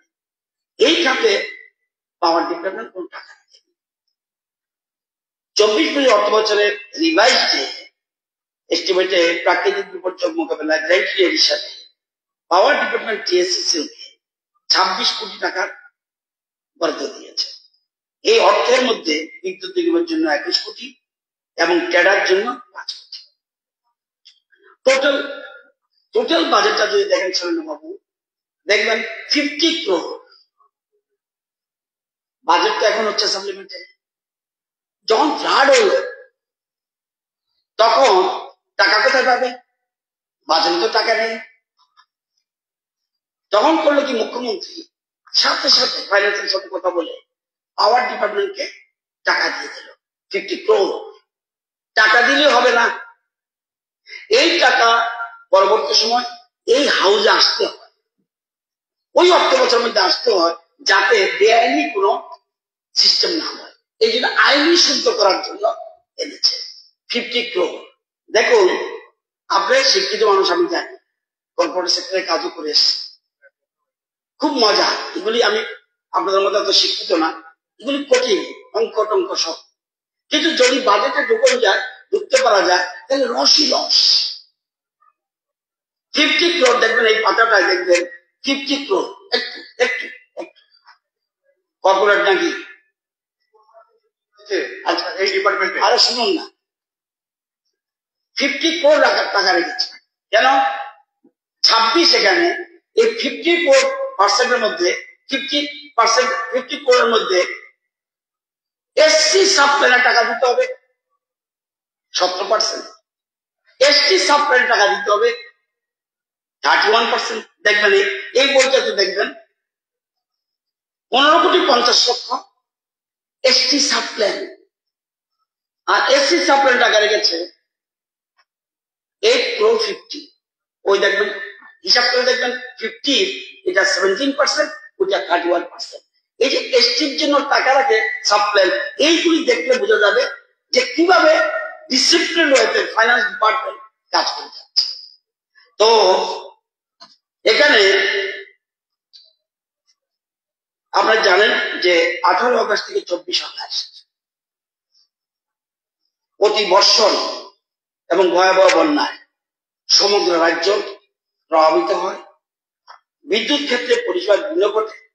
একটা জেনারেটিং স্টেশন গোমতী হাইডায় বহু আগে তৈরি হয়েছিল, সহ মোট 5,057 কিলোমিটার বৈদ্যুতিক পরিবাহী তার, 6,803টি বৈদ্যুতিক খুঁটি, মোট 3,611টি বৈদ্যুতিক ট্রান্সফরমার ক্ষতিগ্রস্ত হয়। এছাড়া মোট 1,891টি সোলার পাম্প, 3,018টি বোরওয়েল, 5,800টি সোলার স্ট্রিট লাইট, 2টি সোলার পিউরিফিকেশন প্ল্যান্ট, 10টি পানীয় জলের পাম্প ক্ষতিগ্রস্ত হয়েছে। ব্যাপক ক্ষতিগ্রস্ত হয়েছে গোমতী এবং সিপাহীজলা। টিএসসিসিএল চুপ করে বসে থাকতে পারে না। 24 ঘন্টা পরিষেবা প্রদানের জন্য, প্রাকৃতিক মোকাবেলা করার জন্য যথেষ্ট তৎপর ছিল এবং বিদ্যুৎ পরিস্থিতি নিয়ন্ত্রণে আনার জন্য নিয়োগের নিজস্ব কর্মীর পাশাপাশি অতিরিক্ত 118টি দক্ষ শ্রমিক দলের গ্যাং টিম এজেন্সি থেকে নেওয়া হয়েছিল। সবটি টিমের মধ্যে 8 থেকে 10 জন করে দক্ষ শ্রমিককে নেওয়া হয়েছে। আপনার এখানে এত হয়নি, জানেন, বিদ্যুৎ কর্মীরা ডুব দিয়ে দিয়ে লাইন ঠিক করেছে, সবাই দেখেছে, বিভিন্ন ভাইরাল হয়েছে। এবং যারা যথেষ্ট তৎপর ছিল সিস্টেমগুলি পুনরুদ্ধারের জন্য, যেখানে যখন সম্ভব সংস্থার নিজস্ব কর্মীর পাশাপাশি ঠিকাদারের মাধ্যমে কর্মী নিয়োগ করেছে এবং যাবতীয় ক্ষয়ক্ষতি সারাই বিদ্যুৎ ব্যবস্থা পুনরুদ্ধার করতে বিদ্যুৎ নিগম ক্যাডাকে ভালো পরিমাণ অর্থের বোঝা চাপা করতে হয়। এই বিপর্যয় আর্থিক দায়কে সামলানোর জন্য খুব স্বাভাবিকভাবে রাজ্য সরকার বিদ্যুৎ নিগম ক্যাডাকে রাজ্য সরকার আর্থিক সাহায্যের আবেদন জানায় এবং প্রচুর টাকা, আমি দেখাবো আপনাকে, এবং সেখানে বিবেচনা করে supplementary demands for grants and expenditure of the government of Tripura during 24-25 প্রতিফলিত হয়। এই টাকা দিয়েছে। এমন প্রশ্ন হলো, জেনারেশন কত টাকা চেয়েছিল কল্পনা করতে পারবেন না। সব কৃষি যেমন ক্ষতি হচ্ছে, বিদ্যুতের প্রচুর ক্ষতি হচ্ছে। চেয়েছে কত? 7,445 কোটি। দিয়েছে কত? 15। তখনই তাড়াতাড়ি পরবর্তী সময় টাকা এসছে, দিল্লি থেকেও টাকা আসছে, ভালো পরিমাণ টাকা দিয়েছে। এই যে টাকাটা জেনারেশনের জন্য কত হচ্ছে 281 কোটি, ট্রান্সপ্লান্টেশনের জন্য কত হচ্ছে 42 কোটি, ডিস্ট্রিবিউশনের জন্য কত চেয়েছে 3771। আপনি জানেন গোমতী হাইডাল প্রজেক্ট রিইনস্টল করতে কত লাগবে জানেন? 263 কোটি। আপনি চাইছেন যে টাকা না দিয়ে পাওয়ার সম্বন্ধে মানুষ ব্যতিব্যস্ত হয়ে যায়, আর মানুষ আমরা যেন ক্রিটিসিজম করতে পারি। আপনি অবশ্যই এই লাইনের নাম দেন, আপনার কয়েকদিনের ভাষণ পিছনে বোঝা গেছে আপনি একটু প্রোগ্রেসিভ, সে আগের দিনের স্টাইলের মতো কোন দান দানের মধ্যে আপনার নাই। এবং শুধু এটা না, বর্মুড়া সেখানেও ল্যান্ডস্লাইডের মাধ্যমে রুকিয়ার এখানেও ক্ষতি হয়েছে, এবং এবং কাজগুলি কি কে করছে? বিদ্যুৎ নিগম করছে, যেটা করছে। তাদেরকে টাকা দেবে না? আপনি গ্যারান্টি নিতে বাধা দিচ্ছেন 26 কোটির জন্য। শুধু এটা নয় স্যার, নিগম কি করেছে? ট্রান্সফরমারের অর্ডার দিয়েছে, অলরেডি অর্ডার প্লেস 500 কেবি 83টা ট্রান্সফরমার, 315 কেবি 75 ট্রান্সফরমার, 200 কেবি 50টা ট্রান্সফরমার, 100 কেবি 20টা ট্রান্সফরমার, এগুলির দাম 18 কোটি। Transformer coil 2 crores, DG set 2 crores, 15 MVA big যেটা বিগ সাইজ ট্রান্সফরমার, এগুলি সব প্রচুর টাকা দরকার।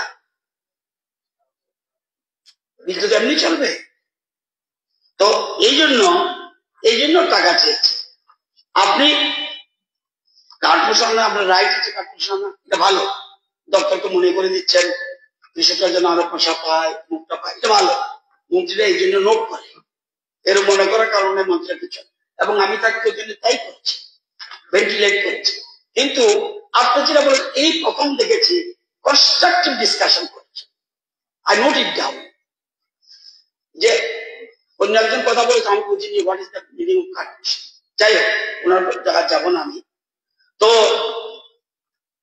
কাট মোশনটা তো আমরা বন্ধ করতে পারবো না। আমি আমাদের মুভমেন্ট আমরা কাট করতে চান, বিজেপি নেতৃত্বাধীন যে বিক্রমতা এবং আইপিএফটি যে সরকার, এর মুভমেন্ট আপনি কাট করে দিতে চান, এটা মানতে পারা যায়। তো আমি জানি, সুতরাং আমারটা সবগুলো বিরোধিতা করছি। যদি উদ্যোগ করে নেন ভালো, না উদ্যোগ হলে একটু পরে ভোট হবে। এখন প্রশ্ন হলো কয়েকটা জিনিস বলি, আমি উপদেশ দেবো না, এই দুঃসহ সমান নেই। সমালোচনা তখনই ফলপ্রসূ হয় যখন তার উন্নয়নের পথ দেখায়, শুধু বাধা সৃষ্টি করে না। আমাদের সরকার জনগণের সরকার, সরকার জবাবদিহি সরকার, আমরা রিপ্লাই জবাবদিহি করতে বাধ্য। কোন ভালো নীতি বিরুদ্ধে সমর্থন করা উচিত, আর দুর্নীতির বিরুদ্ধে বিকল্প সম্মান করা। আপনি যদি বিকল্প বলেননি, দেখবেন বইটাতে দেখবেন আপনি যে পলিসি চেঞ্জ করতে চলছেন, আপনার পলিসি কি আপনি উত্থাপন করেন। বলতে হয় আমার মতে এটা করা উচিত, এটা বলেন অল্টারনেটিভ পলিসি। বইটা পড়লে দেখবেন লেখা আছে অল্টারনেটিভ। আমি শুধু অপোজ করবো না, অল্টারনেটিভ প্রপোজাল দেবো মুখ্যমন্ত্রীর কাছে, রাজ্য সরকারের কাছে। এটা আমরা বলেননি। কেবল বিরোধিতা কাজ করাই কাজ নয়, বরং বিকল্প নীতির রূপরেখা তুলে ধরা উচিত। বিরোধীরা তখনই কার্যকর যখন তার সমাধানের দিক দেখায়। শুধু প্রশ্ন তুলবেন না, উত্তরও খুঁজবেন। গণতন্ত্রের সৌন্দর্য হলো ভিন্ন মত থাকা, কিন্তু সেই মতামত যেন উন্নয়ন পথে বাধা না। এটা মাথায় রাখতে হবে। বিশ্ব যেখানে সমাজতন্ত্র ছেড়ে উন্নয়নের পথে আসছে, সেখানে সিপিএম এখনো পুরানো বই খাচ্ছে।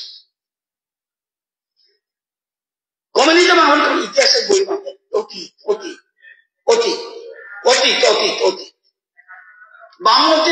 বামপন্থীরা এতটাই প্রগতিশীল যে জনগণ যে তাদেরকে ধীরে ধীরে ইতিহাস বাড়িয়ে দিচ্ছে, এটা বুঝতে পারছে। স্যার, জনগণ বারবার প্রত্যাখ্যান করছে, তবু নিজেদের নেতা বাবার দুঃসাহস কোথা থেকে আসে? আপনাদের বারবার রিজেক্ট করছে। এবং আপনারা যদি উন্নয়ন বন্ধ করতে চান, মানুষ কিন্তু আপনাদের বন্ধ করে দেবে। এবং আপনারা জানেন চীন রাশিয়া সমাজতন্ত্র ছেড়ে দিয়েছে, আমরা কিন্তু সমাজতন্ত্র দাঁড়াই না। আমরা পুঁজিবাদে তো নেই, আমরা সমাজবাদীও নেই, আমাদের হলো একাত্ম মানববাদ, এখানেই পার্থক্য। তো সুতরাং আমরা 1950-এর ছবি আছেন এবং আপনাদের বারবার প্রত্যাখ্যান করছেন। আজকে সুন্দর একটা কার্টুন একটা দেখলাম, কার্টুনিস্ট লিখছে, আমি তো লিখিনি, কার্টুনিস্ট লিখছে মিডিয়াগুলি ভুল প্রচার করছে, বলছে সুনিতা উইলিয়ামস নয়, আমরাই বেশি দিন ধরে শূন্য রয়েছি। কে বলছে? সিপিএম বলছে, মিডিয়াগুলি বলছে ভুল প্রচার করছে, সুনিতা উইলিয়ামস নয়, সিপিএম রাই বেশি দিন ধরে মহাশূন্যে আছে। এতদিন বেশি করে শূন্যের জায়গা আর কেউ নেই। কার্টুন, আমি বলছি না, কার্টুন কার্টুন কার্টুনটা বলছে যে সুনিতা উইলিয়ামস এতদিন ধরে আছে, নট ইট ইজ কারেক্ট। উনি বলছে এরা সবচেয়ে বেশি মহাশূন্য রয়েছে। ওকে, সুতরাং সমস্ত কার্টুনের বিরোধিতা করে আমি অনুরোধ করবো মুখ্যমন্ত্রী বলার আগে যেন উদ্যোগ করে নেন, তাহলে কাজটা সোজা হয়। ধন্যবাদ সবাইকে।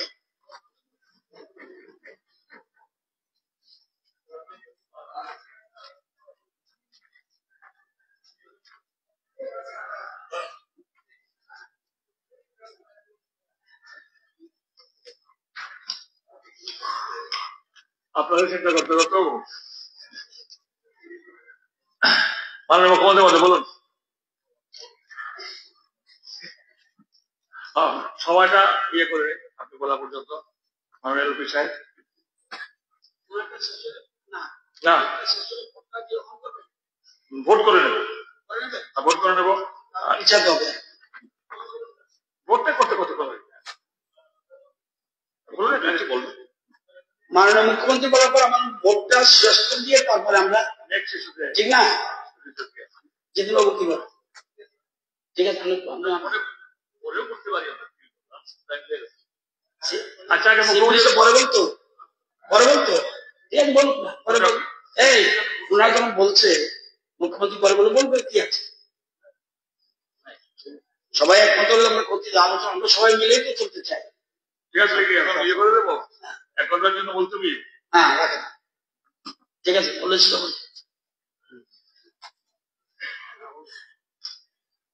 এই সভা বেলা 2টা পর্যন্ত বলতে বেরোইল।